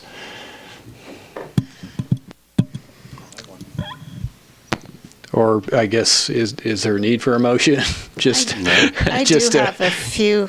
Okay, go ahead. Items. Well, first and foremost, I did get to attend one of these meetings, and it was a very diverse and well-informed group. And so, again, just kudos to Jessica and Dan and the committee that showed up to these meetings to make this happen. While I'm not a fan of signals, I do really understand how and why they came to this conclusion. And I just want to thank you also for creating the videos. This really is a case of a picture is worth 1,000 words. It really, really hits home. And I know we're not considering a specific version here, but sitting through that meeting, I know there was a lot of discussion on making sure that we do not back up traffic northbound on Bridge Street onto the railroad tracks, and just all of these satisfy that requirement. Is that true? A true statement. Okay.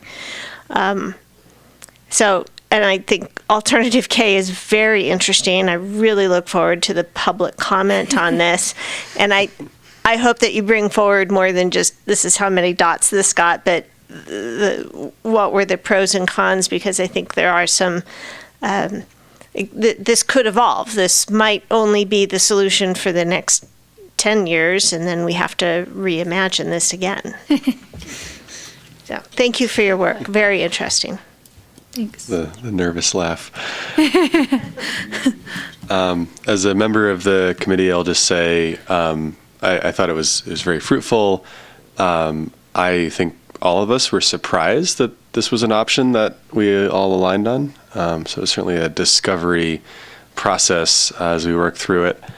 And I do think that we only touched on it very briefly here, but we had some extra time, and so we did spend a little bit more time thinking about what pedestrian crossings of the railroad tracks might look like.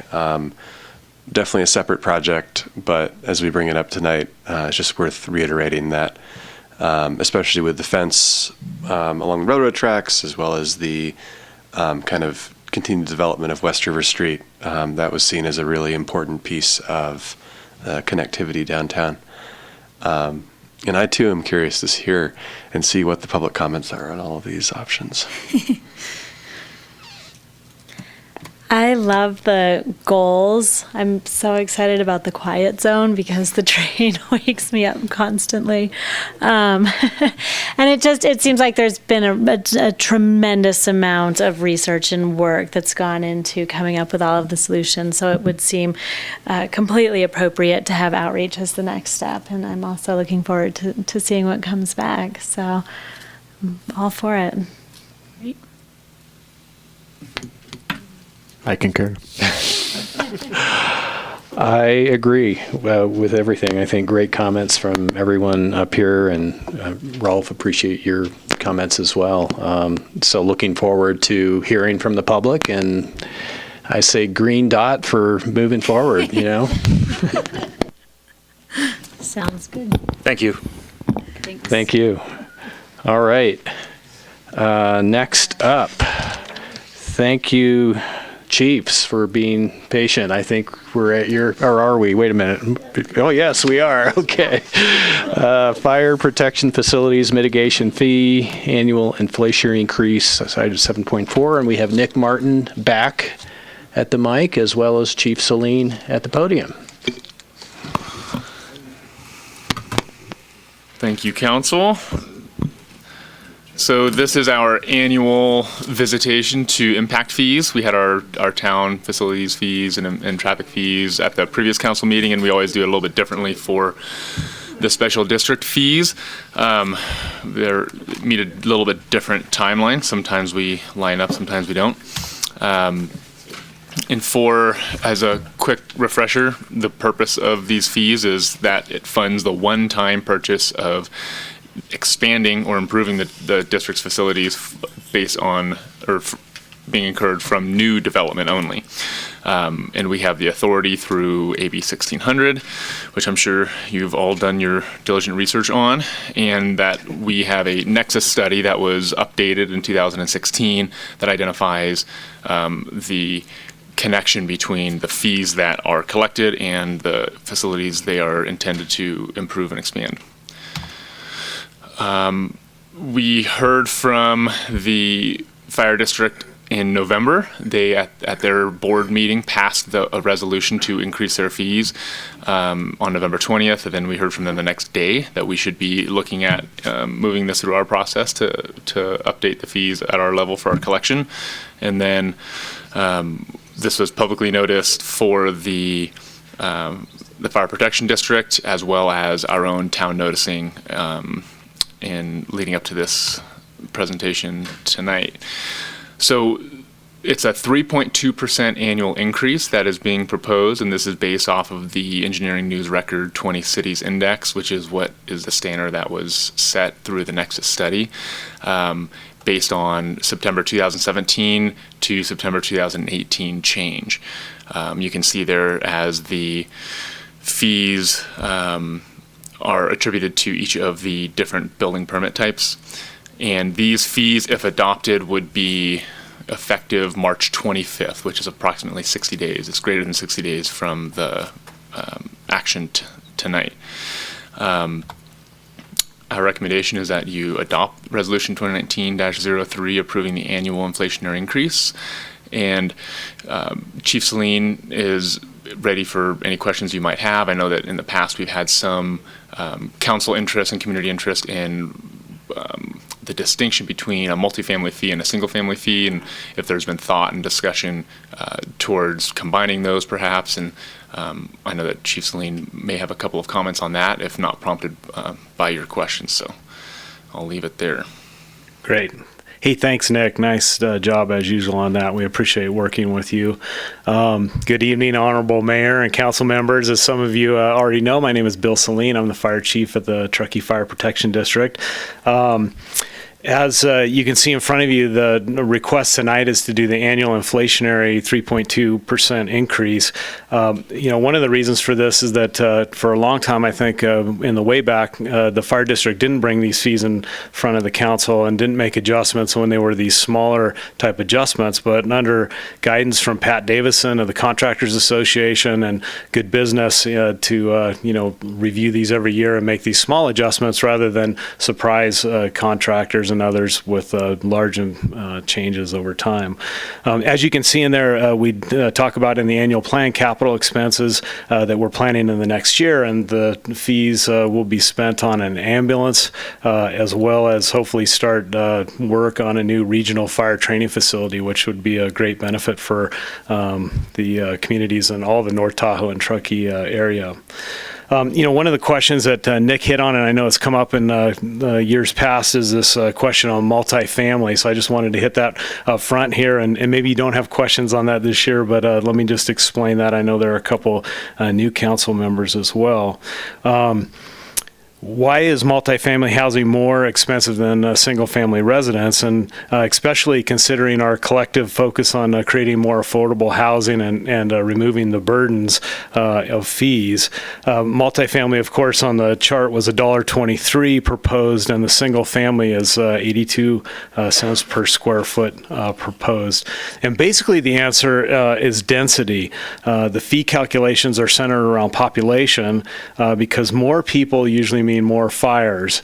And of course, that's a standard methodology that's used in these fees, fire fees throughout California. A couple examples that maybe at least help me get my head around it and could help you is that one way to think about it is a 2,500 square foot home that would have 4 people and 1 kitchen in it, as an example. Conversely, a 2,500 feet of multifamily space would maybe have 12 people and 3 kitchens. And so, think about kitchen fires or people starting fires and cigarettes on couches and, all those sort of things. And there's a greater likelihood in the same amount of square footage. So I think, that's one of the ideas behind why multifamily is more expensive. The other thing that's notable is that the net fee per dwelling is less in a multifamily compared to a single-family residence. For example, a 2,000 square foot single-family home generates about $1,600 in fees under this fee structure for Truckee Fire. But if you took a 700 square foot multifamily home with the same number of people, that generates about half the fees, about $800 for that same facility or that same structure. So, interestingly enough, although the fees are more expensive per square footage, the typical home in a multifamily is roughly half the fees that single-family residence would be. There are other reasons that I'm sure you've thought about why this makes sense, and I mentioned them before, but if you think about more density equates often to more EMS calls in that size space. There's larger fire loading in the same size area that a single-family home would be. It would be a multi-story multi-family dwelling. Greater risk is spread to attached units. It's more difficult to stop a fire in a multifamily residence, generally speaking. And these fires require more resources. They require more fire engines and firefighters to come to. They get an initial call out and typically more follow-up call out for these resources, and sometimes require specialty equipment like ladder trucks and those types of vehicle that cost the fire district more money, frankly, to put in service and to operate. So that was a multifamily question, and you may have more questions on that, and I'll try to answer those. But let me hit on one other thing I wanted to while I'm on a roll here, and the other one is the affordable housing issue that I touched on, and of course the fire district is. You okay, Morgan? You need Craig can jump up and do the Heimlich if you. Okay. The affordable housing issue, of course, is no stranger to the fire district. About 20% of our personnel right now live outside the fire district, and of course there's risk of more of them living outside the fire district as housing costs increase. I think, like all of you, having firefighters live in Truckee is good for the community, and we don't want to lose that. And so we're, of course, very supportive of all the efforts as we move forward. As you know, the Mountain Housing Council recently made 3 recommendations in regards to impact fees, and I just wanted to let you know that the fire district takes those seriously, and we think that we're reacting to all of those in a positive way. Recommendation number 1 was to use a scalable methodology, and of course we do that, and we've done that, I think, since the existence of our fees. Recommendation, or a second recommendation, is to update the accessory dwelling unit, or the ADU policies. And we don't have a lot of policies in the fire district in regards to ADU. We follow the fire code, and so a lot of those are sort of unbendable things, but not super restrictive on the ADUs. One of the things that is, though, is the fire sprinkler requirements, and the state fire marshal has made a ruling in regards to ADUs that basically raises the square footage to 1,200 square feet before fire sprinklers are required in most cases. And of course, there's a little more detail to it than that, but we think that reduced a cost burden to those ADUs on existing properties with homes. And of course, we currently follow the town's application of this 500 square foot or less exemption of fees that, is sort of born out of the school district law. Doesn't necessarily apply to fire district law, but we think that's probably good business to continue that in anticipation of tiny homes and, things like that in the future. The third recommendation on there are this fee deferrals until certificate of occupancy. And of course, I think, in the fire service, we could argue that, when the sticks go up on a structure, that it becomes a risk to the fire risk. And you have seen it on the news before where, those catch on fire and fires have to take action on that. However, I think, the board is supportive of fee deferrals. We'll get the money someday, and if we can help people build more affordable housing in our community, then I think we're supportive of that. So, right now we've voiced that support, and we're working with land use authorities to try to implement, exactly how does that happen so that we can do it in some consistent fashion with other special districts in the town as well. But we'll follow their lead on that. Lastly, I guess with all of that said, I think, some of these fees are some of the most reasonable that I've seen. And of course, that's just sort of anecdotal, but I listen to the other fire chiefs and the other fire districts. Our mitigation rates are built from a very conservative and reasonable capital improvement plan. I think it's realistic. We're not, putting a bunch of stuff out there to try to pump up the fees in this case. And, the money gets spent on improvements that have a direct benefit to the community, fire engines and ambulances. And, we're not building lots of fire stations and those sort of heavy expenses. We're really trying to put that stuff to work right away. We just got our water and ice rescue boat in, and we have 5 lakes in our fire district. And as you know, we have people that fall through the ice and drownings and near drownings. And so we're happy to be able to have the latest technology to be able to rescue people, and that's thanks to the town and the county's support on this program. So anyway, thank you for your anticipated and ongoing support of this, but are there any questions? Thank you, Chief. Any questions from council? All good. Well, I want to thank Chief Celine for your time in responding to all of my questions. I don't really have anything about this, but reading through the planned infrastructure improvements generated a lot of interesting thoughts, and you were kind enough to respond to most of those. We do have a very proactive fire department that I'm very grateful for in planning for these all sorts of types of emergencies and ongoing equipment needs, as well as capital improvement projects coming down the line. So it's all going to good use. Thanks. Morgan, anything? Yeah, Chief, I just appreciate your sensitivity and the willingness to collaborate on the multifamily housing issue. That I was actually going to ask that question, but you hit it right on the head, so appreciate that. All right, with that, unless there are any other questions, we'll open it for public comment. Susie? No? Okay.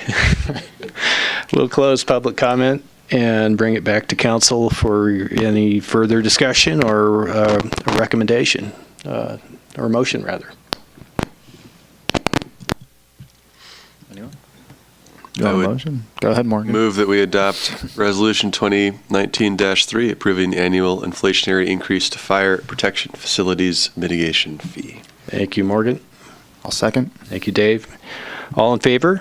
Aye. Opposed? All right, motion carries. Thank you. Chief Celine, while we have you, could we impose upon you for just one more minute to tell us where we are in the progress of your defensible space at resale concept? Is that moving forward? I think this is a pretty exciting one, but I know it also has some bumps in the road, potentially. Sure.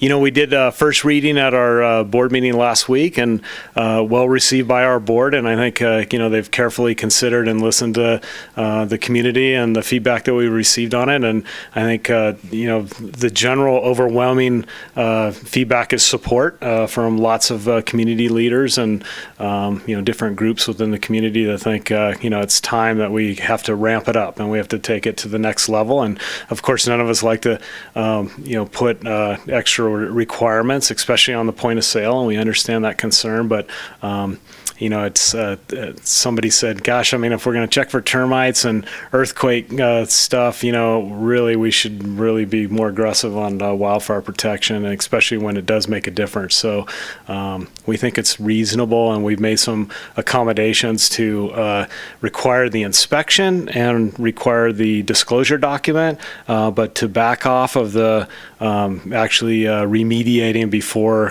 close of escrow, which that created some challenges, and we think that we get 80% of the juice by being able to go out and do an inspection and disclosing any issues with the property prior to close escrow, that we believe that there'll be negotiation and resolution in most cases.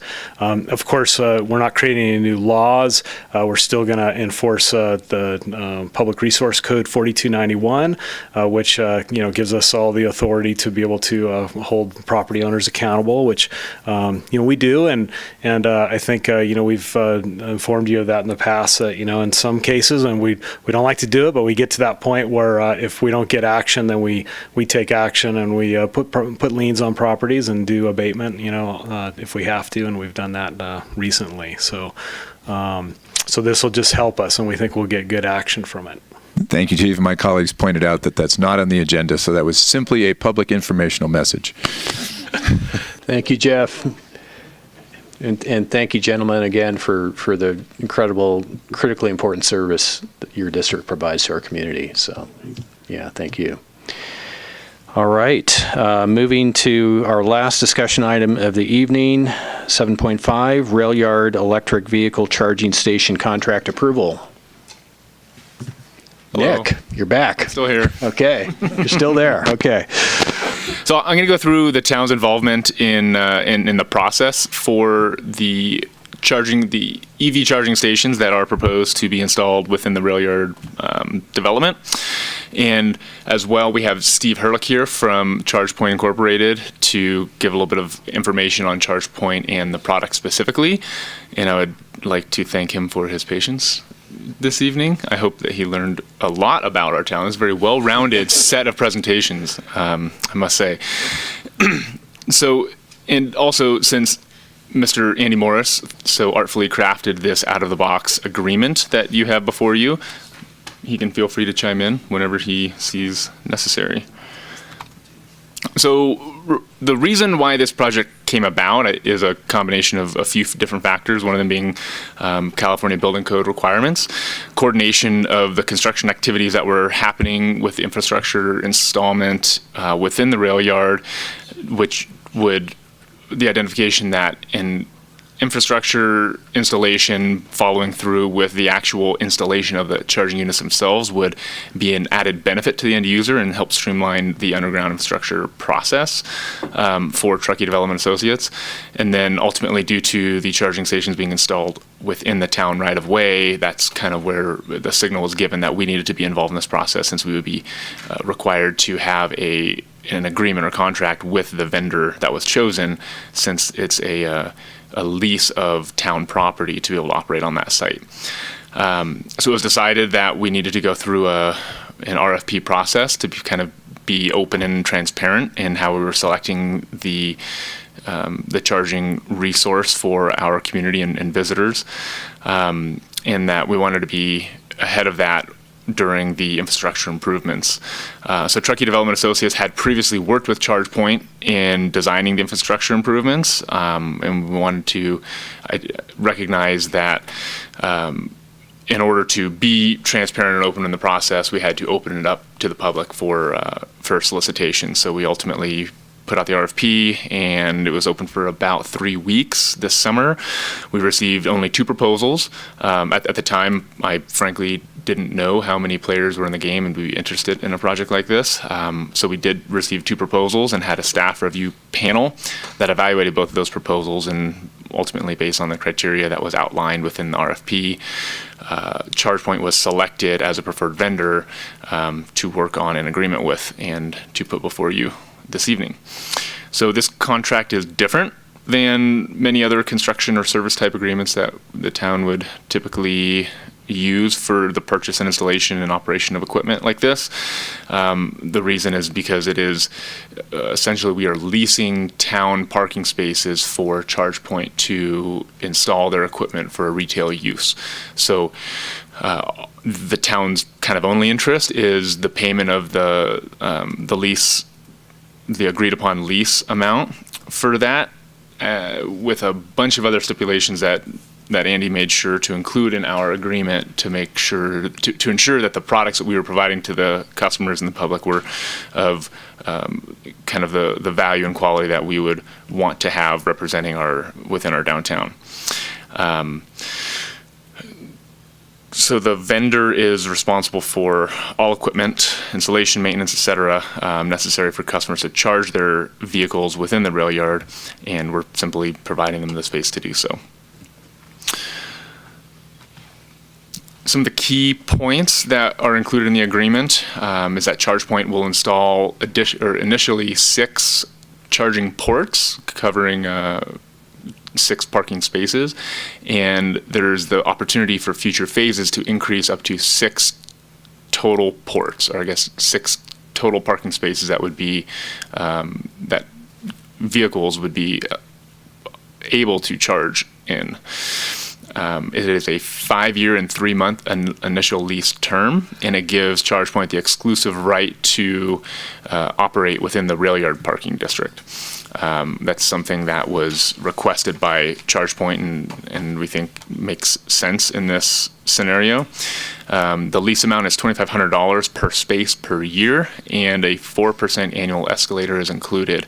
So much like inflationary adjustments and impact fees, every year the cost of the lease will increase for ChargePoint to continue leasing those spaces.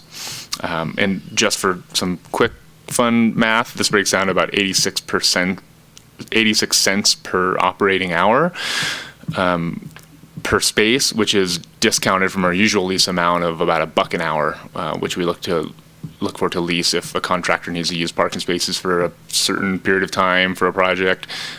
So we have a little bit of an incentive on the lease amount because this is something that the town wants to, it aligns with some of our sustainability goals, and we want to see increased electric vehicle usage within the town. So it is staff's recommendation that town council authorize the town manager to execute this contract with ChargePoint. And then we also have an amendment that we'll be adding into a redlined version of the contract that identifies the snow removal responsibility for ChargePoint in and around their infrastructure that they install. And that's already been drafted, and they've already agreed to it. I mean, assuming the council's okay with it. So it's different than the contract that's in front of you, but it's something that's already been agreed to. And then Steve has a few slides that he would like to go through and give a little bit of background on ChargePoint. Good evening. Hopefully I can make this quick. We prepared a couple slides just to give you kind of a background of ChargePoint, what we do, how long we've been in business, why you should choose us. I can go through quickly. I can give you a whole history of EV charging and why it's important, or we can kind of just do more of a question answer for anything specific about how it relates to the town of Truckee. Is there the... I can forward for you if you don't see it up there. Oh, it's right here. Sorry. Okay. So ChargePoint has been in the EV charging business for 10 years, which doesn't sound like a very long time, but the first EV was about 7 years ago. So we've been doing this longer than anybody else. We have over 60,000 charging stations in the U.S., and we have 70% of the market share. So we know what we're doing. We've been doing it for a very long time, and we have very happy customers. And so it's more than just the charging station. We are a full network, so all of our drivers know where the stations are. They know how to use them. They're very comfortable with it. So it's not just a gas station model, but they know where the station is before they even leave town. Or for locals, they will have an account, so you don't have to there's no monetary transaction at the station. It's very easy. It's very much like Uber, where you have a credit card already on file. So it's a very easy interaction with the charging station. Plus we're a private company, so we are self-funded. We are constantly growing. We're up to 500 employees. I started 18 months ago and there's only 200 employees. So it is a rapidly growing industry. But we have been from the beginning, so we have a lot of policy and utility. We work with the utility companies to try to make EV charging an EV lifestyle more adoptable.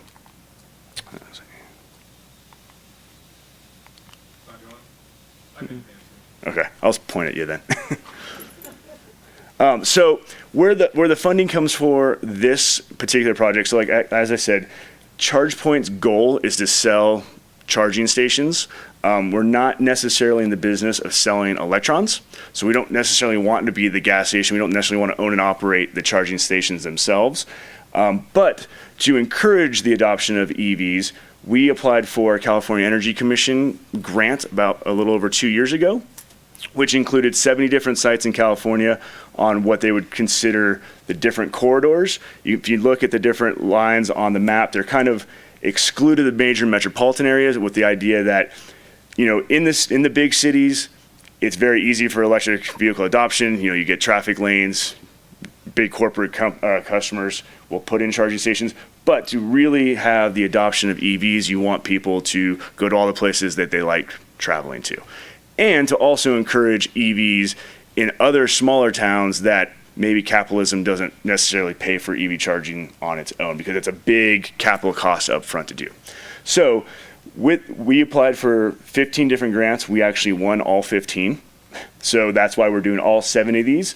If you look at the one that's the closest to you guys, we're doing 5 sites on 80, again, to open up the 80 corridor. We're also opening up the 50 corridor with the terminus in Truckee.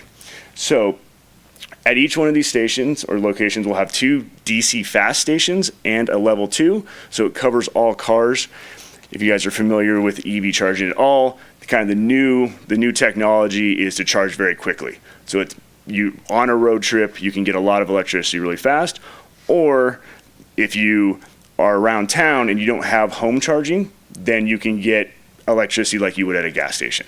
So where EVs were originally adopted is single family homes, higher economic homes where you can have your own charger at home. But now with DC fast charging and public level 2, you don't have to put in a home charger. You can get electricity around town, which should bring the ability to adopt EVs locally.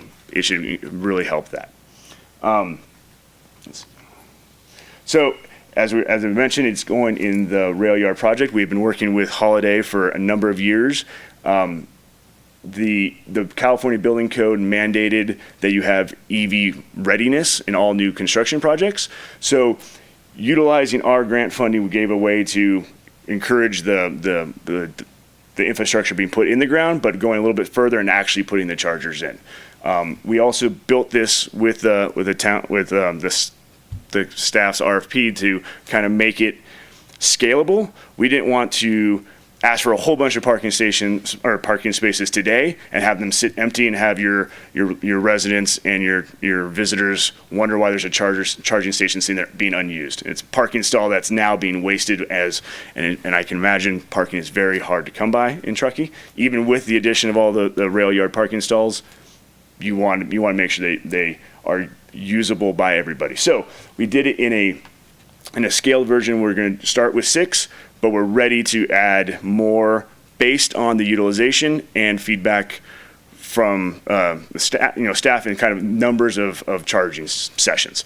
So when the need is there, we are ready to put them in quickly. And the second construction project will be very quick and easy. We'll put the make-readies in the ground, but not take up the parking space yet. Let's see. So here's the kind of the layout. So we're if you're familiar with the rail yard, so we're kind of doing our charging stations on one side, but then the next in phase 2, we're ready to expand that as needed. And then, oops, the and let's see. So the kind of key points to kind of touch on any things if you have any questions, that we had the 5-year minimum exclusivity. That was part of the grant from the California Energy Commission. We have to operate them for 5 years. We have to keep them operational. We have to pay for the electricity. So that we were willing to do a longer commitment, but the idea is if you're going to put that much infrastructure in the ground, you don't want to turn them off in a year. So the ChargePoint, one of the main reasons we won the grant in the first place is because of our credibility. We're going to stay in business. We're going to keep the charging stations operational. Last thing you want, put a charging station in the ground, people buy a bunch of cars, you turn the charging station off, now they can't charge their cars anywhere. That doesn't help the growth of the industry and the adoption. Let's see, we've covered all those. And I have a bunch of other slides, but I don't want to go through them unless you have questions. Keep it quick. Okay, thank you, Steve. Appreciate that. Thank you, Nick. Open this up for council comments, or I'm sorry, questions. Morgan. So it looks like if you expand from 6 to 16, those are all adjacent, sort of one EV charging location in all the rail yard? Correct. And that's mostly based on the power accessibility. So one of the major components of doing the DC fast charging, it takes a lot of power. So you need to put in a new utility drop, a new transformer, a large distribution panel to get that power to the stations. If you try to spread that out, the amount of infrastructure underground and transformers that would be needed would become very complicated. You actually would end up using more real estate to put more transformers in than having them in a centralized location. And we've also found that it's really helpful for drivers to know where to go when, so if they pull up and one's taken, there's 2 more ready to go, rather than, oh, these 2 are taken, I know there's 2 others somewhere else in the parking lot. It's harder for them to kind of locate the chargers when they need a charge. That makes sense. Thank you. Does the exclusivity prevent, say, a small business that wanted to put out a level 2 charger, which is much less infrastructure, somewhere else in the rail yard, and have it sort of free for customers? Like, does that sort of thing? I think with the exclusivity is mostly focused on the DC. And that's because the cost of the infrastructure it takes to put in there. We would be happy to sell a level 2 to a business operator in the rail yard. I think that the right of the exclusivity would probably be almost considered more like a right of first refusal. Like if you want another L2, and the idea is if there's that much demand, we should be putting them in as part of our contract. And if we exceed that past that 16, well then that's a good problem to have. And so I think we would be okay with it at that point. Great. And it's not a huge amount of revenue, but do we have is this go into parking district, general fund? Have we decided? Obviously. We're all looking at each other, which I think means we don't really know. We'll figure it out. Wonderful.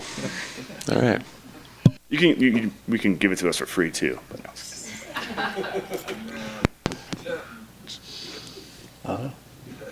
Okay, just my naivete. How did we come up with the $2,900 value for a parking space, and now the $2,500 that we're going to charge them? So as Nick mentioned, we have a lease rate for parking spaces if somebody needs to use one temporarily, like a contractor, which $1 an hour, which is based on kind of the approximate amount of revenue we generate. Downtown it's generally $1.50 an hour, but we don't have full utilization.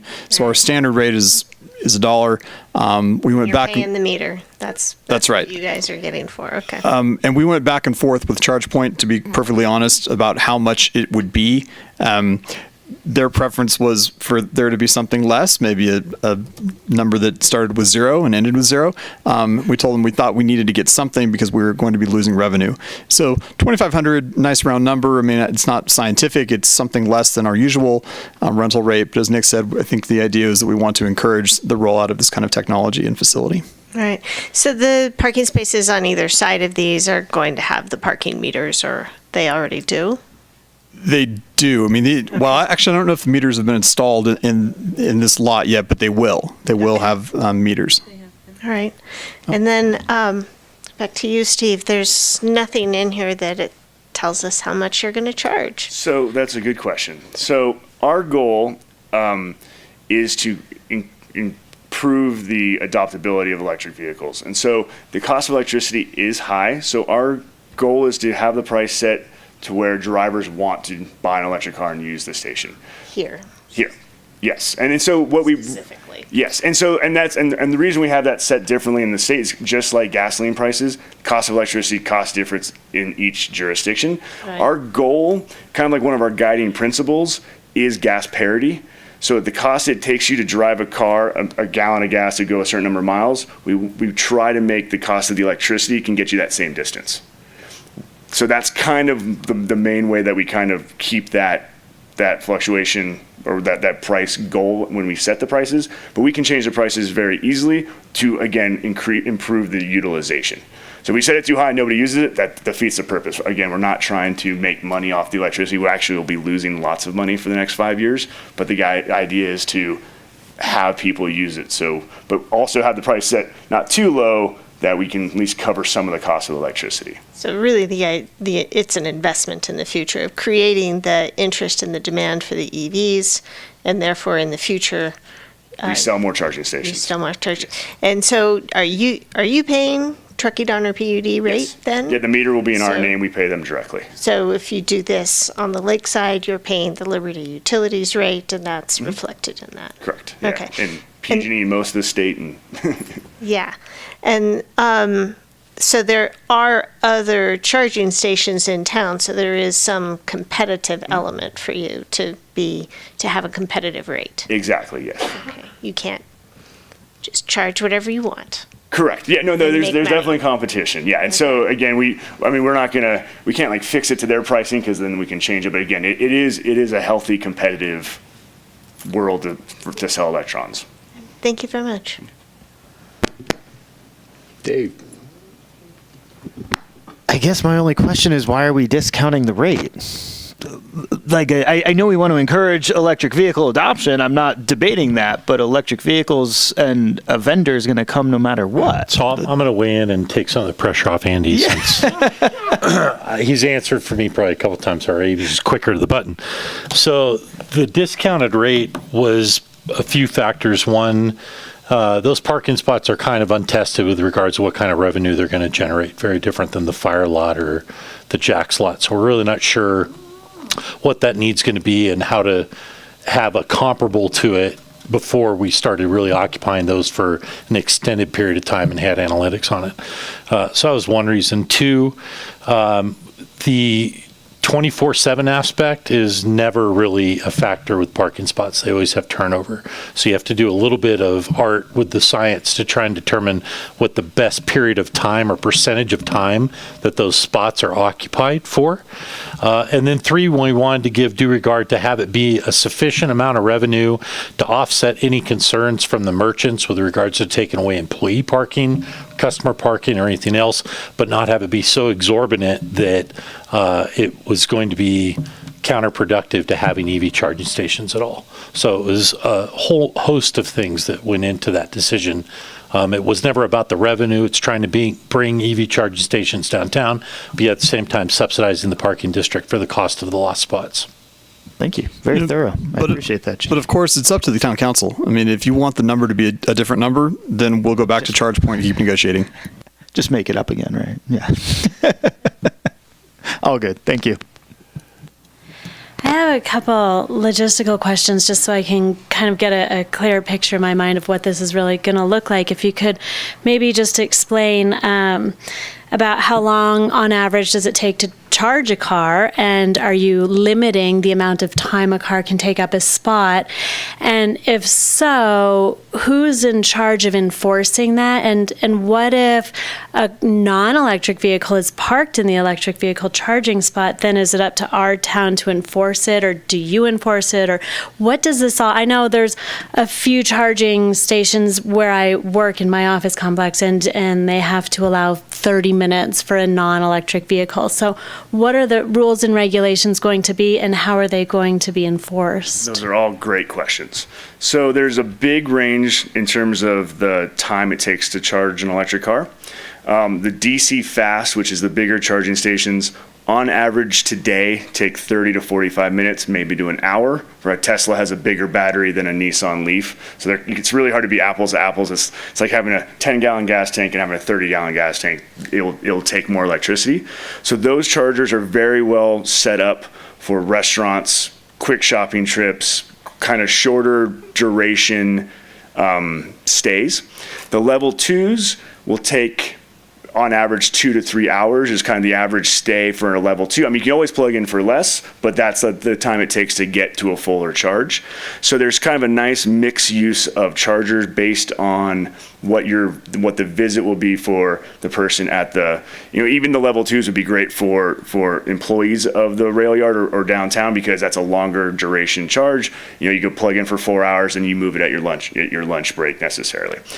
The way we regulate, or we try to regulate, someone staying too long, because there is something we said that if someone parks there, they're done charging and they stay plugged in, then somebody who needs that charge can't access the charger. And it's kind of using an asset that somebody else really needs.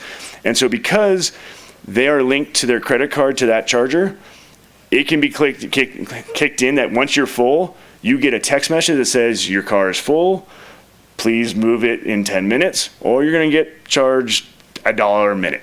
And it's very good motivator to move your car. I mean, and it does ever get to that, because they're charge point drivers. This is how the 60,000 other charging stations kind of operate, unless they're free at an employer. And even employers are starting to do charging because they don't want people just sitting there the whole day, because it's an asset that not everybody can use. And so that's the community really has got used to that and is okay with that. Now, if a non-EV car parks there, and we call that icing for internal combustion engine car, we have no way of regulating that. It's currently not illegal, so it's not like an ADA stall being parked in illegally. So there's no regulation of that. We don't, ask that you guys enforce that. Hopefully, there's enough parking stalls that they're not doing that. But I mean, that might be something that we actually, in our code, we do have a requirement to be actively charging, and we work with PD on kind of making sure that would be covered in the rail yard as well. And I'm sure Chief can speak to the language of that. So we developed an ordinance when we put in the electric charging stations within the depot lot with the PUD. They're over in the corner by the caboose, or some kind of train car over there.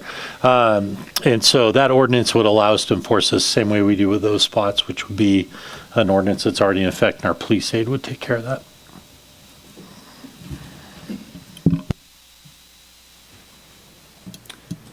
I think that makes sense. Did I get all of them? Was there one? I think so, yeah. And there's no meter because you're leasing the spots from the towns. The town's not receiving meter money. We're getting the lease money. That's it. Thank you. One last question. The range of EVs that can use this, is it everything, all EVs, or is Tesla still sort of a proprietary thing?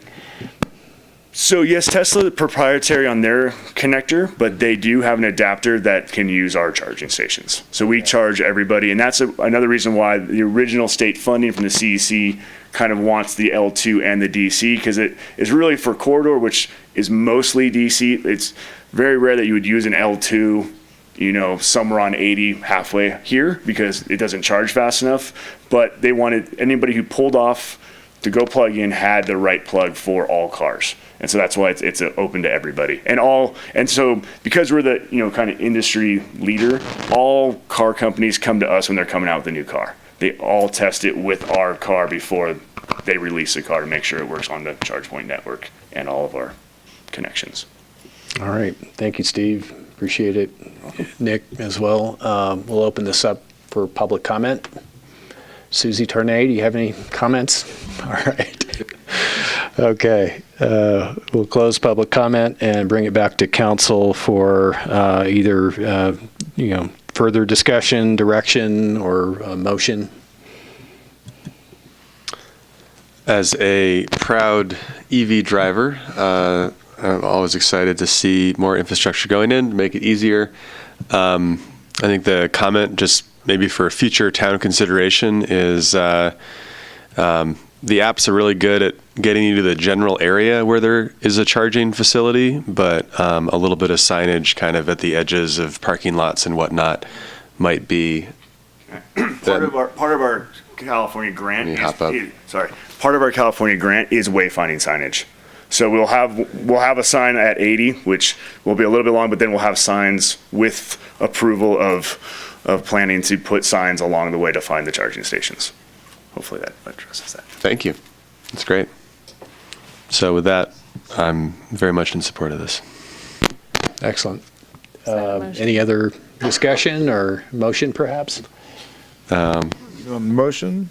I got you. Make a motion to authorize the town manager to execute a contract with ChargePoint Incorporated for lease of parking spaces in the downtown parking district and the rail yard project area for the purpose of installing, operating, maintaining public electric vehicle charging stations. Thank you, Dave. Would you mind repeating that? I didn't write it. Nick wrote it. As amended. As amended. Thank you. We talked about. Thank you. All right, great. Do we have a second? Second. All right, thank you, Anna and Morgan. All in favor? Aye. Aye. Opposed? Motion carries unanimously. Thank you again. Great. So we will move on to council reports, and we have a very specific order here. We're going to start with Councilmember Abrams. Okay. It's right here in front of us, the order. I attended the library meeting with Jeff and Kim and Hillary last Thursday afternoon. I think that's it. Thank you. Councilmember Klobstadt. Well, I enjoyed the going back to the public art. I got to watch the unveiling of the Drought Outreach Program for Schools sculpture at Truckee High School, constructed at the Roundhouse and facilitated by SWEP. That was really great. I also enjoyed a meeting with Chief Celine about forest health management and talked to Krista Finn for a little while today about aligning our goals with the PUD. And if you'll indulge me for just a moment, I have to say, my mom was probably my best supporter and biggest fan. And during the campaign, I really honestly would not be here without her. She has been off in a wonderland in Missouri that doesn't have internet. Tonight is her first chance to watch me up here on town council. So I just have to say, hi, Mom. She's back with internet access and looking forward to coming to a town council meeting someday. So thanks for indulging me. Thank you, Anna. And hi, Anna's mom. All right, Councilmember Pallavi. Yeah, no formal meetings, just some continued follow-up with community members and some folks at the chamber and stuff like that as I continue to get up to speed. But more of that to come. Thank you, Dave. Vice Mayor Goodwin. Nothing to report. All right.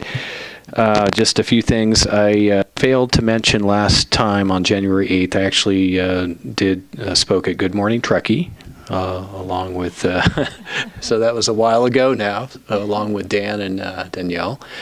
And then Mountain Housing Council, along with Jeff and Yumi, attended their quarterly meeting about a week and a half ago. And then also attended another Mountain Housing Council, sort of a focus group meeting of housing developers, but I was not wearing my Town of Truckee hat for that one, although that hat did come on during the discussions a few times. But anyway, so a lot of things with Mountain Housing Council, and I think that's it. So I think with that, we're going to take a brief recess. Mr. Mayor, if I may? Yep. Staff is suggesting that we actually postpone the closed session. We probably have a much longer discussion than anyone has tolerance for, starting at 10 p.m. Right. And I do have some materials that I prepared that I will provide to you in advance. So you have some stuff to look at. And so we're thinking we'll figure it out probably for the February 12th meeting. Okay, Kim, I think that's a terrific suggestion, because that's an important topic, and I think we need to have our brain cells all, gelling for that one. So appreciate that. And it is, as you said, 12 after 10 p.m., a little after 1 a.m. on the East Coast. So we'll go ahead and Oh, yes. Okay. I think with that, then we'll adjourn, and our next meeting will be February 12th. Okay. Thank you. Thank you all. Oh, and we do have the offsite coming up next week, the 30th and 31st. Thank you.